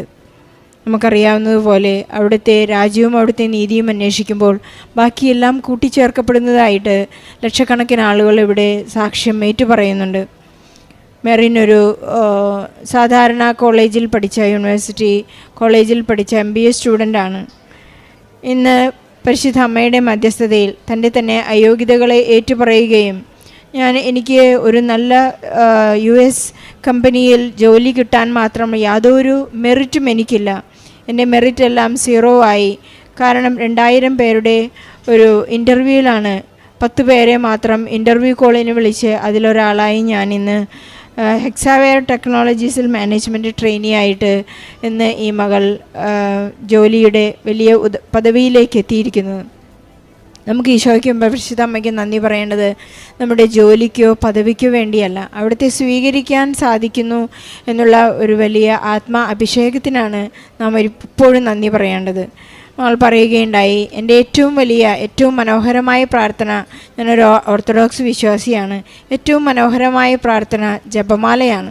ജപമാല എന്ന് വെച്ചാൽ അത് അമ്മയോട് ചേർന്ന് ഈശോയുടെയും അമ്മയുടെയും ആ ദിവ്യരഹസ്യങ്ങൾ ഉൾക്കൊണ്ട് 1.5 മണിക്കൂറിൽ നാം വളരെ മൗനമായി ഈശോയുടെ അമ്മയോടും കമ്മ്യൂണിക്കേറ്റ് ചെയ്യുന്ന വളരെ മനോഹരമായ ഒരു പ്രാർത്ഥനയാണ്. ഈശോ പഠിപ്പിച്ച സ്വർഗസ്ഥനായ പിതാവേ എന്ന മനോഹരമായ പ്രാർത്ഥന. ബഹുമാനപ്പെട്ട ജോസഫ് അച്ഛൻ്റെ വാക്കുകളിൽ സ്വർഗസ്ഥനായ പിതാവേ എന്ന പ്രാർത്ഥനയെക്കുറിച്ച് അച്ഛൻ വിശേഷിപ്പിക്കുന്നത് തന്നെ അതൊരു സ്വർണ്ണഖനിയാണ്, തേനൊഴുകുന്ന ഒരു സ്വർണ്ണഖനിയാണെന്നാണ് അച്ഛൻ നമ്മെ പ്രബോധനങ്ങളിൽ പഠിപ്പിക്കുന്നത്. അതുപോലെ തന്നെ പരിശുദ്ധ അമ്മയോട് ചേർന്ന് നമ്മളെ എപ്പോഴും ഞങ്ങളുടെ മരണസമയത്തും ഞങ്ങൾക്ക് വേണ്ടി പ്രാർത്ഥിക്കണമേ എന്ന് നമ്മുടെ സംരക്ഷണത്തിന് വേണ്ടി പ്രാർത്ഥിക്കുന്ന ആ മനോഹരമായ പ്രാർത്ഥന ഈശോയുടെ പീഡാനുഭവവും ജനനം മുതൽ ഉത്ഥാനം വരെയുള്ള മനോഹരമായ പ്രാർത്ഥന മകൾ ഏറ്റുചൊല്ലുകയാണ്. നമുക്കെപ്പോഴും നമ്മുടെ ഈശോയോടുള്ള വിശ്വസ്തതയും ആത്മാർത്ഥതയും നമുക്ക് ഏറ്റുപറഞ്ഞുകൊണ്ട് നമുക്കായിരിക്കാം. അതുപോലെ തന്നെ മകൾക്ക് ടോൺസിലൈറ്റിസ് എന്ന ഈ അസുഖത്തിൽ നിന്നുള്ള വിടുതൽ മകൾ പറയുകയുണ്ടായി. വളരെ ചെറുപ്പം മുതലേ തന്നെ വളരെ സങ്കടത്തോടുകൂടി പ്രാർത്ഥിച്ചിരുന്നു. പക്ഷേ ഇന്ന് ഉടമ്പടി ചെയ്ത് 1 മാസത്തിനുള്ളിൽ ശുദ്ധവസ്തുക്കളുടെ ഉപയോഗം മൂലം മകൾക്ക് ഇപ്പോൾ ഒരു പൂർണ്ണ സൗഖ്യം ലഭിച്ചുവെന്ന് മകളേറ്റ് പറയുന്നു. അമ്മയുടെ കയ്യിലുണ്ടായിരുന്ന വളരെ ചെറുപ്പം മുതലുണ്ടായിരുന്ന കയ്യിലെ ഗ്ലാൻഡ് സർജറി ചെയ്തെങ്കിലും അത് കരിയുന്നുണ്ടായിരുന്നില്ല. ആ പഴുപ്പും ചെലവുമെല്ലാം ഇവിടുത്തെ നേർച്ച വസ്തുക്കൾ ഉപയോഗിച്ച് പരിപൂർണ്ണ സൗഖ്യത്തിൽ. ഇതെല്ലാം സൗഖ്യം പ്രാപ്യമാകുന്നത് വിശ്വാസ പ്രയോഗവും വിശ്വാസ കൈമാറ്റവും എല്ലാം നടക്കുമ്പോഴാണെന്ന് നമുക്ക് ഏറ്റുപറയാൻ സാധിക്കും. മെറിനും കുടുംബത്തിനും ലഭിച്ച എല്ലാ അനുഗ്രഹങ്ങൾക്കും നന്ദി പറയുന്നതോടൊപ്പം സമാനമായ ജോലിയില്ലാതെ വിഷമിക്കുന്ന, പഠനത്തിൽ ബുദ്ധിമുട്ടുന്ന എല്ലാ മക്കളുടെയും നിയോഗങ്ങളെ, രോഗ അവസ്ഥകളെല്ലാം സമർപ്പിച്ച് പ്രാർത്ഥിച്ചുകൊണ്ട് ഈശോയ്ക്കും പരിശുദ്ധ അമ്മയ്ക്കും നല്ല ഒരു കയ്യടി. പരിശുദ്ധമായ പുണ്യഭൂമിയിൽ വന്നിട്ട് അമ്മയുടെ കൃപയാൽ എനിക്ക് സാക്ഷ്യം പറയാൻ എന്നെ അനുവദിച്ചിന് ദൈവപിതാവിനും അമ്മ മാതാവിനും കർത്താവായ ഈശോ മിശിഹായ്ക്കും കോടാനുകോടി നന്ദി പറയുന്നു. എൻ്റെ പേര് ഓമന, സ്ഥലം കോഴിക്കോട് ജില്ലയിൽ പുതുപ്പാടിയിലാണ് എൻ്റെ വീട്. പിന്നെ ഞാൻ ഉടമ്പടി എടുത്തത് 14/8/2021 എനിക്ക് കിട്ടിയ അനുഗ്രഹം. എനിക്ക് നടുവിൻ്റെ എല്ല് തേയ്മാനം, എല്ല് ബൾജിങ്ങായി തള്ളിയിരിക്കുന്ന രോഗമായിരുന്നു. ഒന്ന് നടക്കുവാനോ ഇരിക്കുവാനോ കിടക്കുവാനോ പറ്റാത്ത ഒരു രോഗമായിരുന്നു. ആ രോഗത്തിലൂടെ ഞാൻ ഡോക്ടറെ കാണിച്ചിട്ടുണ്ടായിരുന്നില്ല എന്നല്ല, കാണിച്ച് ആ മരുന്ന് ഒരു പ്രാവശ്യം കഴിച്ചുള്ളൂ. ആ എല്ലിൻ്റെ മരുന്ന് കഴിക്കണം, കാരണം മുടി കൊഴിഞ്ഞു പോകുക. അത് കാരണം ആ മരുന്ന് ഞാൻ ഒഴിവാക്കി. ഇപ്പോൾ ഞാൻ മരുന്നായിട്ട് ഉപയോഗിക്കുന്നത് എൻ്റെ അമ്മ മാതാവ് ഈശോയാണ് എൻ്റെ ഡോക്ടർ. അങ്ങനെ പറഞ്ഞാണ് രാവിലത്തെ പ്രാർത്ഥനയിലും വൈകുന്നേരത്തെ പ്രാർത്ഥനയിലും ഇവിടുത്തെ ഉടമ്പടി നേർച്ച വസ്തുക്കളായ ഉടമ്പടി തൈലവും തേനും ഉപ്പും എൻ്റെ അമ്മ മാതാവും ഈശോയാണ് എൻ്റെ ഡോക്ടർ. എന്നെ പുറത്ത് ഡോക്ടറെ കാണിക്കുക അമ്മ അനുവദിക്കല്ലേ എന്ന് പറഞ്ഞിട്ടാണ് ആ ഉടമ്പടി നേർച്ച വസ്തുക്കളാണ് ഞാൻ കഴിക്കുന്നത്. എൻ്റെ സ്കാനിങ് റിപ്പോർട്ട് കണ്ട എല്ലാവർക്കും അതിശയാവും. എന്നാലും ഞാനൊരു ഡോക്ടറെ മരുന്നും കഴിക്കലുമില്ല. എന്ത് രോഗം വന്നാലും ഡോക്ടറെ മരുന്നും കഴിക്കലില്ല. അമ്മയുടെ ഉടമ്പടി തൈലം തേനും ഉപ്പാണ് കഴിക്കുന്നത്. അതിലൂടെയാണ് എൻ്റെ രോഗങ്ങൾ മാറിയത്. ഈ രോഗവും അല്ലാത്ത ചെറിയ ചെറിയ രോഗങ്ങളും അതുപോലെ ഇവിടുത്തെ ഉടമ്പടി പുതുക്കുന്നതിലൂടെ ആ വിളക്കിലത്തെ എണ്ണ ഉപയോഗിച്ചിട്ടും എൻ്റെ കൈമലും ഉള്ള രോഗങ്ങളൊക്കെ മാറിയത്. അതാണ്, വേറെ ഒരു മരുന്നും കഴിച്ചിട്ടുമില്ല. പിന്നെ അമ്മ ഈ 2023 ഒക്ടോബർ ഈ അമ്മയുടെ ജപമാല റാലിയിലൂടെ നടക്കാൻ പറ്റാത്ത ഞാൻ ഒരാഴ്ച നടന്നിട്ട് 2 ദിവസം നടന്നിട്ട് ഒരാഴ്ച ഫിസിയോതെറാപ്പി ഞാൻ ചെയ്തതാണ്. ഞാൻ ആദ്യമായിട്ട് അമ്മ വന്ന് വിളിച്ചിട്ടാണ് ഞാൻ ഇവിടെ ജപമാല റാലിക്ക് വന്നതും ഉടമ്പടി എടുത്തതും അമ്മ വന്ന് വിളിച്ചിട്ടാണ്. അപ്പോൾ 5.5 മണിക്കൂർ നടക്കാൻ എനിക്ക് സാധിച്ചതും ഈ രോഗം അതിലൂടെ എനിക്ക് മാറിയതും കൂടാതെ അച്ഛനെ കണ്ട് അച്ഛൻ്റെ ഉടമ്പടി കാശുരൂപം തന്ന കൈവെപ്പ് പ്രാർത്ഥനയിലൂടെയും ഉടമ്പടി കാശുരൂപം എൻ്റെ കഴുത്തിൽ ഇട്ടിട്ട് ഇട്ടില്ലെങ്കിൽ അന്നപ്പം എനിക്ക് അസ്വസ്ഥത വരും. ആ ഉടമ്പടി കാശുരൂപം ഇപ്പോഴും എൻ്റെ കഴുത്തിലുണ്ട്. അച്ഛൻ തന്ന ഉടമ്പടി കാശുരൂപം. അതിലൂടെയാണ് ഞാൻ ഇപ്പം ഇങ്ങനെ നടക്കുന്നത്. പിന്നെ അതിലൂടെ ഞാൻ ഒരു സംരംഭം തുടങ്ങി, ഹോം മെയ്ഡ് സോപ്പ് നാച്ചുറൽ. ആ സോപ്പിൻ്റെ ഒരു സംരംഭം തുടങ്ങാനും പുറത്ത് പോയി ആഴ്ചയിൽ 3 ദിവസം വെയിലും മഴയും കൊണ്ടിട്ട് കച്ചവടം ചെയ്യുന്നു. അതിലൂടെ എനിക്കൊരു ഷോപ്പ് അമ്മ മാതാവ് അനുഗ്രഹിച്ച് തന്നതും അതൊരു നിയോഗം. പിന്നെ ഈ 2026 ഫെബ്രുവരി മാസത്തിലെ അച്ഛൻ്റെ ഡെയിലി ബ്രെഡിൽ ആ പ്രാർത്ഥനയിൽ അച്ഛൻ പറയും അമ്മ 7 എന്ന അക്കം കാണിക്കുന്നുണ്ട്. ആ അക്കത്തിലൂടെ 7 ദിവസത്തിനുള്ളിൽ നിങ്ങൾക്ക് എന്തെങ്കിലും നിയോഗം സാധിച്ചു കിട്ടുമെന്ന് പറഞ്ഞ് അങ്ങനെ ഞാനൊരു ഷോപ്പും കൂടി എടുക്കാൻ നിന്നു, തുണി ഷോപ്പ്. അതായത് ഈ സോപ്പിൻ്റെ ഷോപ്പിൽ കുറച്ച് തുണികളുണ്ടായിരുന്നു. അത് ഉള്ളിലത്തെ ഷോപ്പായ കാരണം കച്ചവടം നടക്കുന്നില്ല. അപ്പം ഞാൻ അതിലൂടെ ഒരു ഷോപ്പ് ഹൈവേ റോഡ് സൈഡിൽ തന്നെ ഒരു ഷോപ്പ് എടുത്ത്, തുണി ഷോപ്പ്. അന്ന് എൻ്റെ കയ്യിൽ കുടുംബശ്രീയിലെ ആന്തരിക വായ്പ ഒരു 30,000 രൂപയുള്ളൂ. 50,000 രൂപ അഡ്വാൻസ് കൊടുക്കണം, ഈ ഷോപ്പും തുടങ്ങണം. അങ്ങനെ ആ ഒരാഴ്ചൻ്റെ ഉള്ളിൽ എനിക്കറിയില്ല എങ്ങനെയാണെന്ന് 6.5 ലക്ഷം രൂപയായി. അതിൻ്റെ വർക്കിനും മെറ്റീരിയൽസ് എടുക്കാനും പോകാനും എല്ലാത്തിനും ആ പൈസ എങ്ങനെയാണെന്ന് പറയും. പിന്നീട് ഞാൻ കൂട്ടി നോക്കുമ്പോൾ 6 ലക്ഷം രൂപയായി. അത് അമ്മ ഏതെല്ലാം വഴിക്ക് എനിക്ക് നടത്തി തന്നു. ഇപ്പം ഞാൻ അതിനൊരു ലോണ് വെച്ചിട്ടുണ്ട്. അത് ഞാൻ നിയോഗം വെച്ചിട്ടുണ്ട് പാസ്സാവാൻ വേണ്ടിയിട്ട്. അത് പാസ്സായ കടങ്ങളൊക്കെ വീട്ടിൽ ലോണ് മാത്രം അടച്ചാൽ മതി. അങ്ങനെ ഞാനൊരു തുണി ഷോപ്പ് തുടങ്ങി. ഇപ്പോൾ 2 ഷോപ്പുണ്ട്, തുണീൻ്റെ ഉണ്ട്, സോപ്പിൻ്റെ ഉണ്ട്. ഇപ്പോഴും സോപ്പിൻ്റെ കച്ചവടത്തിൽ ഞാൻ പുറത്ത് പോകലുണ്ട്. അങ്ങനെ അമ്മ മാതാവ് എന്നെ അനുഗ്രഹിച്ചു. ഇവിടെ ഞാൻ ഉടമ്പടി എടുക്കാൻ കാരണം ഞാൻ ഫേസ്ബുക്കിലാണ് കൃപാസനത്തെ പറ്റി അറിയുന്നത്. അന്ന് എൻ്റെ ഫോണ് 2G ആയിരുന്നു. കറങ്ങി നിൽക്കും. 1 മണിക്കൂർ കാണേണ്ടത് 4 മണിക്കൂറൊക്കെ ആവണം. അപ്പം ഞാൻ എന്ത് ചെയ്ത് ഇവിടുത്തെ രാവിലത്തെ പ്രാർത്ഥന പേപ്പറിൽ എഴുതി പ്രാർത്ഥിക്കല, അവിടുത്തെ കടയിൽ നിന്ന് തിരി വാങ്ങിയിട്ട്. അങ്ങനെ ഞാൻ ആഗ്രഹിക്കും കുട്ടികളെ ഭക്ഷണത്തിന് ആർത്തി പിടിക്കുന്ന പോലെ ഞാൻ ആർത്തി പിടിക്കുന്നത്. ഒരു പത്രം കിട്ടാനും ഒരു ഉടമ്പടി തൈലം തേനും ഉപ്പും കിട്ടാനും. അങ്ങനെ നിൽക്കുമ്പോൾ ഒരു ദിവസം പുലർച്ചെ പ്രാർത്ഥനയ്ക്ക് എന്നെ അമ്മ മാതാവ് വന്ന് ഓമനയെന്ന് പറഞ്ഞ നല്ലൊരു സ്വരം 2 പ്രാവശ്യം വിളിച്ച്.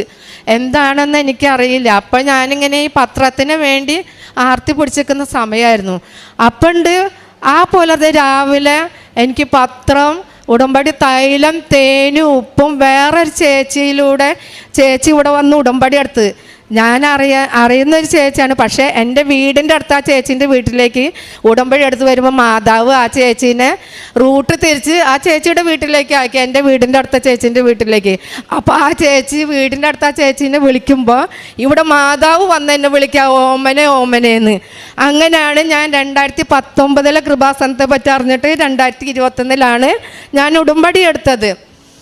അങ്ങനെ ഞാൻ സ്വന്തം തന്നെ എൻ്റെ വീട്ടുകാരറിയാണ്ട് ഭർത്താവ് ഒന്നും അറിയാണ്ട് വന്ന്, എൻ്റെ വീട് തൃശ്ശൂരാണ്, അങ്ങനെ വന്നെടുത്തത്. പിന്നെയാണ് ഇപ്പം ഭർത്താവ് അറിഞ്ഞിട്ടാട്ടോ വന്ന്. പ്രാർത്ഥനയ്ക്ക് ഞാൻ സ്വന്തം തന്നെ പ്രാർത്ഥിക്കുന്നു, അവരൊന്നും പ്രാർത്ഥിക്കില്ല. പക്ഷെ അവർക്ക് കുറച്ച് വിശ്വാസമുണ്ട്. ആത്മീയ ജീവിതം എന്ന് പറഞ്ഞാൽ ഞാൻ 2021 തൊട്ട് ഈ സമയം വരെയും പ്രാർത്ഥനയിലായിരുന്നു. അതിന് മുന്നേ ഞാൻ TV കാണലും സിനിമയ്ക്ക് പോലും കൂടുതലായിട്ടില്ല, എനിക്കിഷ്ടപ്പെടുക മാത്രമേ ചെയ്യുള്ളൂ. ഇപ്പം 2021 ഉടമ്പടി എടുത്ത് തൊട്ട് ഈ സമയം വരെ TV കാണലില്ല, ഫുള്ളും പ്രാർത്ഥനയിൽ. സോപ്പ് ഉണ്ടാക്കുമ്പോൾ സാക്ഷ്യം കാണലും ധ്യാനം കൂടലും, തുണിക്കടയിൽ നിൽക്കുമ്പോഴും സാക്ഷ്യം കാണലും ധ്യാനം കൂടലും ഷെയർ ചെയ്യലും സ്റ്റാറ്റസ് ഇടലും ഒക്കെയാണ്.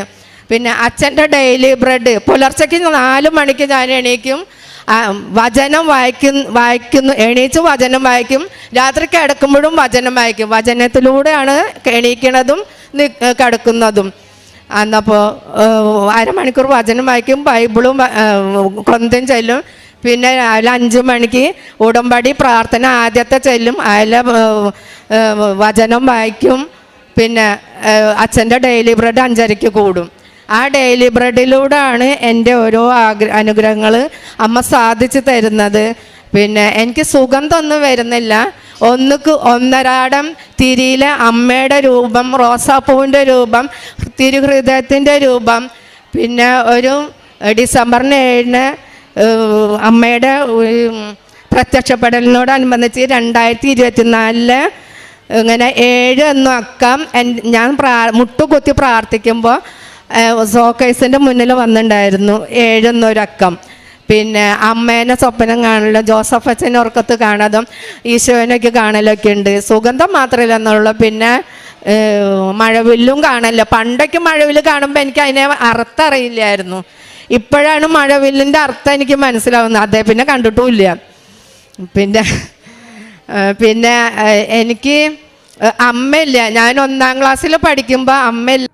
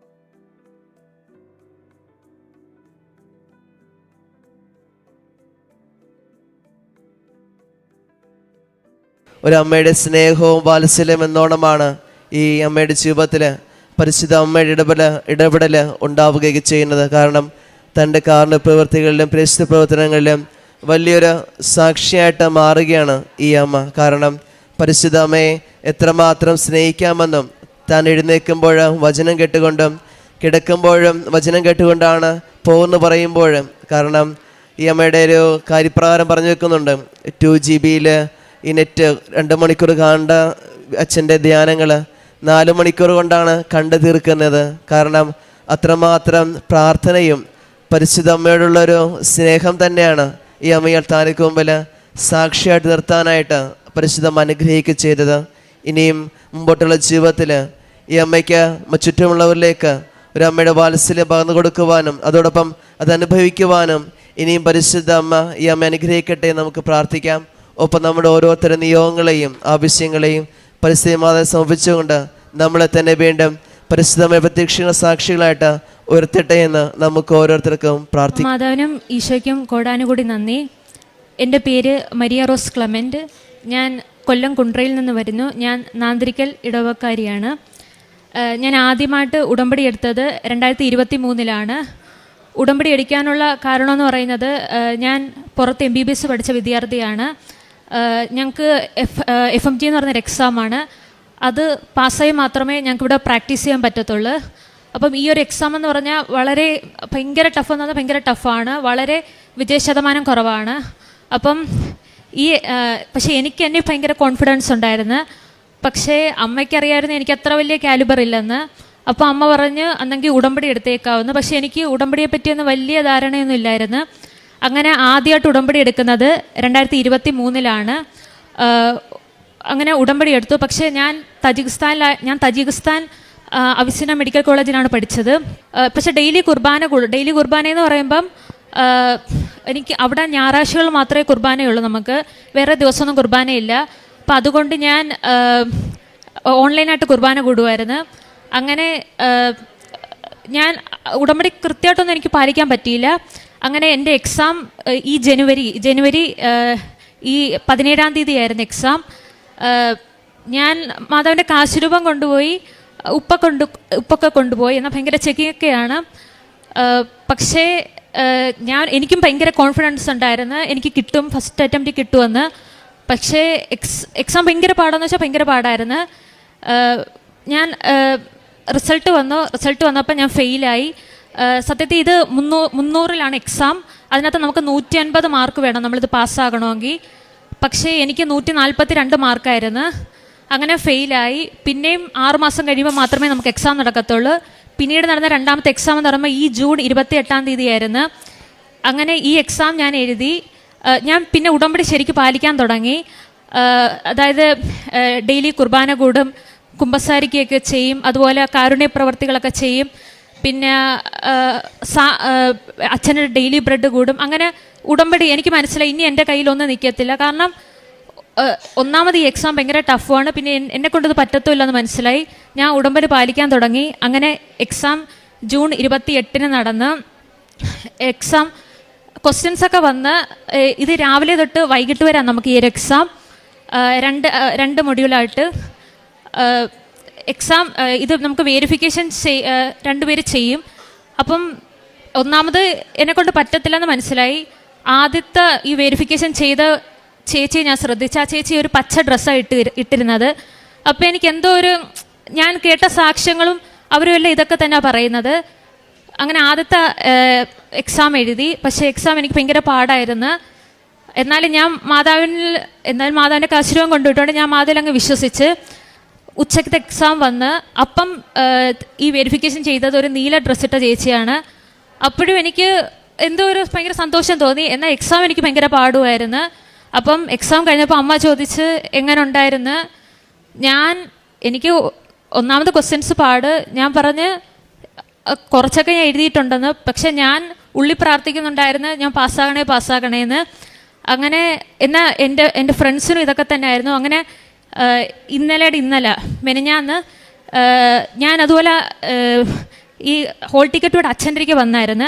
ഹോൾ ടിക്കറ്റോടെ അച്ഛൻ്റെക്ക് വന്നപ്പം അച്ഛൻ സൈത്ത് പുരട്ടി നെറ്റിയിൽ പ്രാർത്ഥിച്ച് അപ്പോൾ എനിക്കൊരു വിശ്വാസം വന്ന് ഓക്കെ എന്തായാലും മെറിറ്റ് നിൽക്കുന്ന സാധനമല്ല, ഒരുപക്ഷെ ഗ്രേസ് കൊണ്ട് നിൽക്കുമായിരിക്കും എന്ന് ഞാൻ വിശ്വസിച്ച് അങ്ങനെ ഇന്നലെ എൻ്റെ ഫ്രണ്ടുമായിട്ട് ഞാനൊന്ന് ഫ്രണ്ടിനെ വിളിച്ചായിരുന്നു. അപ്പം എൻ്റെ ഫ്രണ്ടിനെ വിളിച്ചപ്പം ഫ്രണ്ട് പറഞ്ഞ് ഞങ്ങൾ പരസ്പരം സംസാരിച്ചപ്പോൾ പറഞ്ഞു വെറുതെ ആയിപ്പോയല്ലോ ഈ കോഴ്സ്, ഇത് പാസ്സായില്ലെങ്കിൽ ഇവിടെ വർക്ക് ചെയ്യാൻ പറ്റത്തില്ല, വെറുതെ 5 വർഷം പോയി, ലക്ഷങ്ങൾ പോയി, വെറുതെ ആയിപ്പോയല്ലോ, വേറെ വല്ല കോഴ്സ് എടുത്താൽ പോരായിരുന്നോ എന്ന് ഞങ്ങൾ പരസ്പരം ഇങ്ങനെ സംസാരിച്ച് അങ്ങനെ ഇന്നലെ ഉടമ്പടി ധ്യാനം ഉണ്ടായിരുന്നു. ഞാൻ ഓൺലൈനായിട്ട് കൂടി. ഉടമ്പടി ധ്യാനത്തിൽ ഈ 1:30 ആകുമ്പം ഉടമ്പടി ധ്യാനം തീരുമല്ലേ, അപ്പം ഉടമ്പടി ധ്യാനത്തിൽ അച്ഛൻ ആ ആരാധനയുടെ സമയത്ത് അച്ഛൻ പറഞ്ഞ് സാധാരണ അച്ഛൻ പരീക്ഷ എഴുതുന്ന വിദ്യാർത്ഥികൾക്ക് വേണ്ടി പറയുന്നതാണ്. പക്ഷേ ഇന്നലെ അച്ഛൻ കുറേ രോഗസൗഖ്യമൊക്കെ പറഞ്ഞ ശേഷം അച്ഛൻ പറഞ്ഞ് പരീക്ഷ റിസൾട്ട് കാത്തിരിക്കുന്ന വിദ്യാർത്ഥികൾക്ക് അനുകൂലമായിട്ട് വരട്ടെ എന്ന്. അപ്പം ഞാൻ ആദ്യം പ്രാർത്ഥിച്ച് ദൈവമേ എനിക്ക് അനുകൂലമായിട്ട് വരണേന്ന്. പിന്നെ ഞാൻ പ്രാർത്ഥിച്ച് നിൻ്റെ ഇഷ്ടം എന്തെങ്കിലും ആണെങ്കിൽ അത് തന്നെ നടക്കട്ടെ എന്ന് ഞാൻ പ്രാർത്ഥിച്ച് അങ്ങനെ അച്ഛൻ ആരാധന നിർത്തി. മിനിറ്റുകൾക്കകം എൻ്റെ എനിക്കറിയാവുന്നൊരു സീനിയർ വിളിച്ച് പറഞ്ഞ് റിസൾട്ട് വന്നിട്ടുണ്ടെന്ന്. എനിക്ക് അപ്പം ആ ചേച്ചി വന്ന് ചേച്ചിക്ക് കിട്ടിയിട്ടില്ലെന്ന് പറഞ്ഞ്. അപ്പം എനിക്കും ഒന്നാമത് ആ ചേച്ചി നല്ല കാലിബറുള്ള ചേച്ചി. അപ്പം ഞാൻ വിചാരിച്ചു എനിക്ക് ഈ വട്ടം കിട്ടത്തില്ല, ആ ചേച്ചിക്ക് കിട്ടിയില്ല എനിക്കും കിട്ടത്തില്ല ഞാൻ വിചാരിച്ച്. അങ്ങനെ ഞാൻ വചനമൊക്കെ എടുത്ത് നോക്കി. വചനം എടുത്ത് നോക്കിയപ്പം ഈ ശിക്ഷയുടെയൊക്കെ വചനമാണ്. അപ്പം എനിക്ക് മനസ്സിലായി ഈ വട്ടം എനിക്ക് കിട്ടിയിട്ടില്ലെന്ന്. അങ്ങനെ ഞാൻ ആ ചേച്ചി എനിക്ക് PDF ഇട്ട് തന്ന് ഈ റിസൾട്ട് എല്ലാവരുടെയും റിസൾട്ടുള്ള. അതിനകത്ത് നോക്കിയപ്പം എനിക്ക് സത്യത്തിൽ റോൾ നമ്പർ തെറ്റിപ്പോയി. സത്യത്തിൽ എൻ്റെ റോൾ നമ്പറിൻ്റെ ഇടയ്ക്ക് 4 1 വരണം. ഞാൻ 3 1 അത് കഴിഞ്ഞൊരു 0 ഞാൻ നോക്കിയപ്പം 144 മാർക്ക്. ഞാൻ പറഞ്ഞു അമ്മ ഞാൻ പൊട്ടിയെന്ന് പറഞ്ഞ്. അമ്മ എൻ്റെ അച്ഛനോട് പറഞ്ഞ് അച്ഛ ഈ വട്ടമൊക്കെ കിട്ടിയിട്ടില്ലെന്ന്. കുറച്ച് കഴിഞ്ഞപ്പോൾ ഞാൻ നോക്കിയപ്പോൾ അല്ല, അത് റിസൾട്ട് അത് എനിക്ക് 4 1 ഉണ്ടായിരുന്നു എൻ്റെ റോൾ നമ്പറിൽ. പിന്നെയും താഴോട്ട് വന്ന് നോക്കിയപ്പം എൻ്റെ നമ്പർ ഞാൻ കണ്ട് നോക്കിയപ്പം എനിക്ക് അതിനകത്ത് 169 മാർക്ക് കിട്ടിയേക്കുന്ന. ഞാനത് പാസ്സായി. ആ ഒരു സെക്ഷൻ ഇത്രയും കോളം എടുത്തു കഴിഞ്ഞാൽ ആ ഒരു സെക്ഷന് ഞാൻ മാത്രമേ പാസ്സായിട്ടുള്ളൂ. ബാക്കി മൊത്തം ഫെയിൽ അങ്ങനെ വന്നേക്കുന്നത്. അങ്ങനെ ഞാനിത് പാസ്സായി. ഈ സത്യം ഇതൊന്നും ഞാൻ വിചാരിച്ച് എന്നെക്കൊണ്ട് പറ്റുമെന്ന്. അങ്ങനെ ഫസ്റ്റ് അറ്റംപ്റ്റ് എഴുതിയത്. പക്ഷേ എക്സാം സെൻറ്ററിൽ ഇരുന്ന് ക്വസ്റ്റ്യൻ വന്നപ്പോൾ മനസ്സിലായി ഇതെൻ്റെ കയ്യിൽ നിൽക്കുന്ന സാധനമല്ലെന്ന്. പിന്നെ ആ മാതാവിനങ്ങ് വിട്ടുകൊടുക്കുമായിരുന്നു. അങ്ങനെ ഞാൻ ഇന്നലെ പാസ്സായി. ഇനി എനിക്ക് ഇന്ത്യയിൽ വർക്ക് ചെയ്യാം. അങ്ങനെ ഈ നന്മകൾ ചെയ്ത സത്യം മാതാവ് ഈശോയോട് പറഞ്ഞിട്ടാണ് എനിക്ക് ഇത്ര അനുഗ്രഹം മേടിച്ചു തന്നത്. ഇത്ര അനുഗ്രഹം തന്ന എനിക്ക് വേണ്ടി അപേക്ഷിച്ച മാതാവിനും എന്നെ അനുഗ്രഹിച്ച ഈശോയ്ക്കും കൊടാനുകൂടി നന്ദി. പിന്നെ ഒരു സാക്ഷി എന്ന് പറഞ്ഞാൽ ഞാൻ തജിക്കിസ്ഥാനിൽ പഠിക്കുന്ന സമയത്ത് എനിക്ക് 2nd ഇയർ പഠിക്കുമ്പം എനിക്ക് പെട്ടെന്നൊരു ദിവസം ഭയങ്കര ദേഹം മൊത്തം ഫുള്ള് ചൊറിച്ചിലായി. ഞാൻ അധികം വെള്ളമൊന്നും കുടിക്കത്തില്ലായിരുന്നു. അതുകൊണ്ട് ബ്ലഡ് ടെസ്റ്റ് ചെയ്യുമ്പം ബ്ലഡ് കിട്ടത്തില്ല. അപ്പോൾ അവർക്ക് എന്താണ് കാരണമെന്ന് കണ്ടുപിടിക്കാൻ പറ്റത്തില്ല. ഫുൾ ടൈം ചൊറിച്ചിൽ തന്നെ. അങ്ങനെ ഒന്നും പറ്റാതെ 3 ദിവസം ഞാൻ ഇത് തന്നെ ആയപ്പം അവർ പറഞ്ഞു എന്നാൽ നാട്ടിൽ പോകാനെന്ന്. ഞാൻ നാട്ടിൽ തിരിച്ചു വന്ന് ഇവിടെ നോക്കിയിട്ടും ബ്ലഡ് കിട്ടുന്നില്ല. അവസാനം അവർ എൻ്റെ പറഞ്ഞ് ശരിക്കും വെള്ളം കുടിക്ക്. അങ്ങനെ ഞാൻ ഒത്തിരി പ്രാർത്ഥിച്ച് അങ്ങനെ എനിക്ക് ബ്ലഡ് കിട്ടി. ബ്ലഡ് ടെസ്റ്റ് ചെയ്തപ്പോൾ മനസ്സിലായി വൈറ്റമിൻ ഡി കുറഞ്ഞ് എനിക്ക് അലർജിക്കായി. ഞാൻ ഏത് കഴിക്കുന്ന ഫുഡിനും എനിക്ക് അലർജി. ഏത് കഴിക്കുന്ന വെച്ചാൽ നട്ട്സ് കഴിക്കാൻ പറ്റത്തില്ല, അതെല്ലാം എനിക്ക് അലർജിയായി. ഞാൻ അവിടെ വെച്ച് എനിക്ക് നട്ട്സൊക്കെ കഴിച്ച് എൻ്റെ ബോധമൊക്കെ പോയായിരുന്നു. അങ്ങനെ അതുകൊണ്ട് ഞാൻ കഴിഞ്ഞ 5 വർഷമായിട്ട് ഞാൻ ഈ നട്ട്സ് അണ്ടിപ്പരിപ്പൊന്നും എനിക്ക് കഴിക്കാൻ പറ്റത്തില്ല, അലർജിക്കാകും. അങ്ങനെ ഒരു ദിവസം നമ്മളിവിടെ ഉടമ്പടിക്ക് വന്നപ്പം ഞാൻ അവിടുത്തെ ആ മെസ്സിലിരുന്ന് എൻ്റെ ഒരു അലുവ ഉണ്ടായിരുന്നു. ഞാൻ ഇത് കഴിച്ചുകൊണ്ടിരിക്കുമായിരുന്നു. അതിനിടയ്ക്ക് ഒരു അണ്ടിപ്പരിപ്പിൻ്റെ വായിലകത്തായിപ്പോയി. അപ്പം ഞാൻ പെട്ടെന്ന് മനസ്സിലാക്കി ഇത് എനിക്ക് അലർജിക്കാണല്ലോ, എന്ത് ചെയ്യുമെന്ന്. ഞാൻ തുപ്പ ഒരുങ്ങിയപ്പോൾ പിന്നെ ഞാൻ വിചാരിച്ച് ഓക്കെ ഇവിടെ മാതാവ് നമ്മളെ കൊണ്ട് പറ്റാത്തത് മാതാവിന് ചെയ്യാൻ പറ്റുമല്ലേ. അപ്പം ഞാൻ വിചാരിച്ച് ഓക്കെ ഞാനിത് കഴിക്കാൻ പോവുക, എന്ത് വരുമെന്ന് നോക്കാമെന്ന്. ഞാനൊരു 30 മിനിറ്റ് വെയിറ്റ് ചെയ്ത് എന്തെങ്കിലും ചൊറിച്ചിൽ കാണിക്കുന്നുണ്ടോ എന്ന് നോക്കാൻ. അങ്ങനെ നോക്കി 30 മിനിറ്റ് ആയിട്ട് എൻ്റെ ദേഹത്ത് ഒരു ചൊറിച്ചിലും കാണുന്നില്ല. ഞാൻ പിന്നെ മാതാവിനോട് പറഞ്ഞു ഓക്കെ ഞാനിപ്പോൾ തലയിറങ്ങിയെങ്ങാനും വീണ അതിൻ്റെ റെസ്പോൺസിബിൾ മാതാവ് തന്നെയാണ്. പക്ഷെ ഞാൻ 30 മിനിറ്റായി നോക്കിക്കഴിഞ്ഞിട്ടും എനിക്ക് ഒരു കുഴപ്പവും പറ്റുന്നില്ല. അപ്പോൾ എനിക്ക് മനസ്സിലായി മാതാവിനെ സുഖപ്പെടുത്തിയെന്ന്. കഴിഞ്ഞ 5 വർഷമായിട്ട് ഇതെനിക്ക് കഴിക്കാൻ പറ്റത്തില്ല. ഇപ്പോൾ പായസത്തിൽ കിട്ടിയാലും ഞാൻ തുപ്പിക്കളയത്തേ ഉള്ളൂ. അങ്ങനെ ഞാൻ അന്ന് തൊട്ട് അണ്ടിപ്പരിപ്പ് കഴിക്കാൻ തുടങ്ങി. എനിക്ക് അതുപോലെ ഈ കപ്പലണ്ടി ഇതെല്ലാം എനിക്ക് അലർജിക്കായിരുന്നു. ഇപ്പോൾ ഒരു കുഴപ്പമില്ല. മാതാവിനെ സുഖപ്പെടുത്തി. പിന്നെ അതുപോലെ എനിക്ക് ഈ കൃപാസനത്തിൽ ഇത്രയും ഒരു വിശ്വാസം വന്നതെന്ന് പറഞ്ഞു കഴിഞ്ഞാൽ, എനിക്കറിയാം നമ്മൾ മാതാവിനോട് പ്രാർത്ഥിക്കുന്നതാണെന്നൊക്കെ അറിയാം. പക്ഷേ അമ്മയാണ് എന്നോട് പറഞ്ഞ ഉടമ്പടി എടുക്കാൻ. ഞാൻ തജിക്കിസ്ഥാനിൽ വെച്ച് എനിക്ക് കാലിൻ്റെ ഈ ആംഗിൾ ജോയിൻറ്റ് ബാക്ക് സൈഡ് ഭയങ്കര വേദന. എങ്ങനെ വന്നെന്നറിയാം, പെട്ടെന്ന് ഭയങ്കര വേദന. എനിക്ക് ക്ലാസ്സിൽ പോകാൻ പറ്റത്തില്ല. ഞാൻ എൻ്റെ കൂടെയുള്ള കുട്ടികൾ ഇറങ്ങും, അപ്പോൾ ഒന്നെങ്കിൽ ഞാൻ ഇച്ചിരി സ്പീഡിൽ നേരത്തെ ഇറങ്ങി നടക്കും. അവരെന്തായാലും സ്പീഡിലാണ് നടക്കുന്നത്. ഇച്ചിരി നേരത്തെ ഇറങ്ങിയില്ലെങ്കിൽ ഉറപ്പായി എൻ്റെ ഞാൻ മുടന്നിയാണ് പോകുന്നത്. അപ്പോൾ എനിക്ക് മനസ്സിലായി ഇനി ഒരു തരത്തിൽ വേദന മാറുന്നില്ല. പിന്നെ എനിക്ക് വയ്യ ഇനി ഓർത്തോയെ കാണിക്കാൻ. അപ്പം ഞാൻ വിചാരിച്ച് ഞാൻ മാതാവിനെ വിളിച്ച് പ്രാർത്ഥിക്കുന്നുണ്ട്, പല പ്രാർത്ഥനകളും ചെയ്യുന്നുണ്ട്, പക്ഷെ മാറുന്നില്ല. പക്ഷേ എൻ്റെ വിശ്വാസം വർദ്ധിപ്പിക്കാനായിരിക്കും ഞാൻ ഈ മാതാവിൻ്റെ അന്നാണ് ഞാൻ ഉടമ്പടിത്തൈൽ ഉപയോഗിക്കുന്നത്. എൻ്റെ കയ്യിലുണ്ടായിരുന്നു. ഞാൻ തൊട്ട് അവിടെ കാലിൽ പുരട്ടി പ്രാർത്ഥിച്ച് പിറ്റേ ദിവസം ആ വേദന മാറി. അപ്പോൾ എനിക്ക് അത് ഒരു പക്ഷേ എൻ്റെ വിശ്വാസം, അതായത് ഈ കൃപാസനത്തിൽ മാതാവ് പ്രത്യക്ഷപ്പെട്ടെന്നും അതെൻ്റെ വിശ്വാസം വർദ്ധിപ്പിക്കാൻ വേണ്ടിയാണെന്നും അതിനൊരു സൂചനയായിരിക്കും. പിന്നെ നമ്മൾ ചെയ്ത ഉടമ്പടി പ്രേക്ഷിത പ്രവർത്തനങ്ങളെന്ന് പറഞ്ഞു കഴിഞ്ഞാൽ, പത്രം ഞാൻ കൊടുക്കുമായിരുന്നു. ഇവിടെ തിരുവനന്തപുരം തൈക്കാട് ഹോസ്പിറ്റലിലും അതുപോലെ തന്നെ ഇവിടുത്തെ ഹോസ്പിറ്റലെല്ലാം കൊല്ലം ജില്ലയിലെ ഹോസ്പിറ്റലിലും എല്ലാം കൊടുക്കുമായിരുന്നു. പിന്നെ പ്രേക്ഷിത കാരുണ്യപ്രവൃത്തികളെന്ന് പറയുമ്പോൾ ഭക്ഷണ സാധനങ്ങൾ നമ്മൾ വിതരണം ചെയ്യുമായിരുന്നു. പിന്നെ സുവിശേഷ വേലയ്ക്കൊക്കെ വേണ്ടി നമ്മൾ പൈസയൊക്കെ ദാനം ചെയ്ത് പിന്നെ ഡെയിലി ബ്രെഡ് എന്നും കൂടുമായിരുന്നു. അങ്ങനെ എനിക്ക് തന്ന എല്ലാ അനുഗ്രഹങ്ങൾക്കും ഈശോയ്ക്ക് കൊടാനുകൂടി നന്ദി. എനിക്ക് വേണ്ടി മാധ്യസ്ഥ അപേക്ഷിച്ച മാതാവിന് കൊടാനുകൂടി നന്ദി. അതുപോലെ എനിക്ക് പറയാനുള്ളതെന്ന് പറഞ്ഞപ്പം എന്നെപ്പോലെ ഈ FMG പരീക്ഷ ഇന്നലെ തന്നെ 12 തന്നെ റിസൾട്ട് വന്ന് 12% മാത്രമേ വിജയമുള്ളായിരുന്നു. എനിക്ക് ഒരു തരത്തിൽ കിട്ടത്തില്ല. കാരണം എനിക്ക് എത്രത്തോളം അറിയാമെന്ന് എനിക്കറിയാം. എക്സാം വന്നു, എനിക്കറിയാവുന്ന കുറച്ച് ക്വസ്റ്റ്യൻ ഉണ്ട്, ബാക്കിയൊന്നും എനിക്കറിയത്തില്ല. പക്ഷേ ഞാൻ കേട്ടിട്ടുണ്ട് മാതാവ് പ്രൈവറ്റ് ഡിക്റ്റേഷൻ ചെയ്യുന്നു. പക്ഷേ അവിടെ ഇരുന്നിട്ട് എനിക്ക് പ്രൈവറ്റ് ഡിക്റ്റേഷൻ ഒന്നും കിട്ടുന്നില്ല. പക്ഷേ ദൈവം എന്നെക്കൊണ്ട് ആ മൗസ് പിടിപ്പിച്ച് ഓരോന്ന് കുത്തിക്കുമായിരുന്നു. ആ കുത്തിക്കുന്ന എല്ലാം ശരിയായിരുന്നു ഉത്തരങ്ങൾ. അങ്ങനെ എന്നെ മാതാവ് വിജയിപ്പിച്ചു. ഇത്രയും വിജയം തന്ന ഈശോയ്ക്കും എനിക്ക് വേണ്ടി മധ്യസ്ഥ അപേക്ഷിച്ച മാതാവിനും കൊടാനുകൂടി നന്ദി പറയുന്നു. എനിക്ക് കാര്യം പറയാനുള്ളത്, അച്ഛൻ്റെ അടുത്ത് വന്ന് ശരിക്കും ഇതിൻ്റെ ഹോൾ ടിക്കറ്റ് കിട്ടുന്നതെന്ന് പറഞ്ഞാൽ 2 ദിവസത്തിന് മുമ്പേയാണ്. അപ്പോൾ സൺഡേയിലാണ് എക്സാം. അപ്പം രാവിലെ 7 മണിക്ക് നമുക്ക് അവിടെ കയറേണ്ടതാണ്. അപ്പോൾ നമുക്ക് കുർബാന നഷ്ടപ്പെടുമല്ലോ എന്നുള്ളൊരു ഭയം ഉണ്ടായിരുന്നു. അങ്ങനെ വഴിക്ക് ഒരു പള്ളി കണ്ട്, പള്ളിയിൽ കയറി കുർബാന കണ്ട്, കുർബാന സ്വീകരിച്ചിട്ടാണ് ഞങ്ങൾ ഓടി ചെല്ലുന്നത്. അപ്പോൾ 8:30 കഴിഞ്ഞാൽ ഗേറ്റ് ക്ലോസ് ചെയ്യുമായിരുന്നു. പക്ഷേ അന്ന് കുർബാന കൂടാൻ പറ്റി. അതിനുശേഷം മോളാണെങ്കിൽ പരീക്ഷയ്ക്ക് കയറി കഴിഞ്ഞപ്പോഴത്തേക്ക് നമ്മൾ അവിടെ വലിയൊരു പള്ളിയുണ്ട്. ആ പള്ളിയിൽ പോയി ചാപ്പൽ 4:30 വരെ, എക്സാം 4:30 വരെയാണ്. ആ 4:30 വരെ ഞാനിന്ന് പ്രാർത്ഥിച്ച്, അതുപോലെ തന്നെ ഇപ്പം ഞാനിന്ന് പറയുന്നതെന്ന് പറഞ്ഞു വെച്ചാൽ എല്ലാവരുടെ ഞാൻ പറയാറുണ്ട്, കൃപാസനത്തിൽ പോയി നിങ്ങൾ ഉടമ്പടി എടുക്കണമെന്ന്. കാരണം ഉടമ്പടിയിൽ അപ്പോൾ എനിക്ക് തന്നെ ഞാൻ ഇവിടെ എടുത്തപ്പോൾ എനിക്കിവിടെ ഞാൻ സാക്ഷ്യം പറഞ്ഞിട്ടുണ്ടായിരുന്നു. എനിക്ക് നടുവേദനം അങ്ങനെ കുറേ അസ്വസ്ഥതകൾ മാറിയിട്ടുണ്ടായിരുന്നു. പിന്നെ ഏറ്റവും കൂടുതൽ പറഞ്ഞാൽ മോളുടെ ആ റിസൾട്ട് വരുന്ന സമയത്ത് ഞാൻ പെട്ടെന്ന് മാതാവിൻ്റെ ഒരു രൂപം എൻ്റെ കയ്യിലുണ്ടായിരുന്നു. അപ്പോൾ എനിക്കും ഇവിടെ റിസൾട്ട് നോക്കാൻ എനിക്കങ്ങ് ഭയമായി. അപ്പോൾ ഞാൻ പെട്ടെന്ന് ഇങ്ങനെ മാതാവിൻ്റെ ആ രൂപം എൻ്റെ കൈ പിടിച്ചിട്ട്, അമ്മേ മാതാവേ എൻ്റെ മോളെ ജയിപ്പിക്കണേ എന്ന് വെച്ചാൽ പൊട്ടിക്കരഞ്ഞുകൊണ്ടാണ് ഞാൻ ആ പറയുന്നത്. എനിക്കിപ്പോൾ അത് ചിന്തിക്കാൻ പോലും വയ്യാത്തൊരവസ്ഥയാണ്. പെട്ടെന്ന് കൊച്ചി പറഞ്ഞതുപോലെ ആദ്യത്തേനകത്ത് നമ്പറിന് എന്തോ ഒരു മിസ്റ്റേക്ക് പോലെ തോന്നി. രണ്ടാമെന്ന് പറഞ്ഞു, അമ്മേ ഞാൻ ജയിച്ചിട്ടുണ്ടെന്ന് പറഞ്ഞു. പിന്നെ എനിക്ക് തന്നെ പറയാൻ വയ്യ എൻ്റെ ദൈവം. എന്നിട്ട് ഞാൻ ഇന്നലെ തന്നെ ഇവിടെ വരണമെന്നുണ്ട്. അപ്പോൾ ഇന്ന് അതുകൊണ്ട് തന്നെയാണ് രാവിലെ വന്ന് തിരുക്കുമാരനും അമ്മയ്ക്കും കോടാനുകോടി നന്ദി. സങ്കീർത്തനങ്ങൾ 91:4 മുതലുള്ള വാക്യങ്ങൾ. തൻ്റെ തൂവലുകൾ കൊണ്ട് അവിടുന്ന് നിന്നെ മറച്ചുകൊള്ളും. അവിടുത്തെ ചിറകുകളുടെ കീഴിൽ നിനക്ക് അഭയം ലഭിക്കും. അവിടുത്തെ വിശ്വസ്തത നിനക്ക് കവചവും പരിചയമായിരിക്കും. പരിശുദ്ധ അമ്മയുടെ പ്രത്യക്ഷീകരണ സാക്ഷിയായിട്ട് മരിയ റോസ് ക്ലമന്റ് തൻ്റെ അനുഭവസാക്ഷ്യം നമ്മുടെ മുമ്പിൽ പങ്കുവെക്കുകയായിരുന്നു. ഉടമ്പടിയെക്കുറിച്ച് വലിയ ധാരണയൊന്നുമില്ലായിരുന്നെങ്കിലും സ്വന്തം അമ്മയോട് ചേർന്നുകൊണ്ടാണെങ്കിലും ഉടമ്പടിയോട് ചേർന്നുകൊണ്ട് ജീവിക്കുവാനും, എന്നാൽ തൻ്റെ ജീവിതത്തിൽ പരിശുദ്ധ അമ്മ നൽകിയ വലിയൊരു അനുഗ്രഹത്തിൻ്റെ അനുഭവസാക്ഷ്യമായിട്ടാണ് മരിയ നമുക്ക് മുമ്പിൽ ആയിരിക്കുക.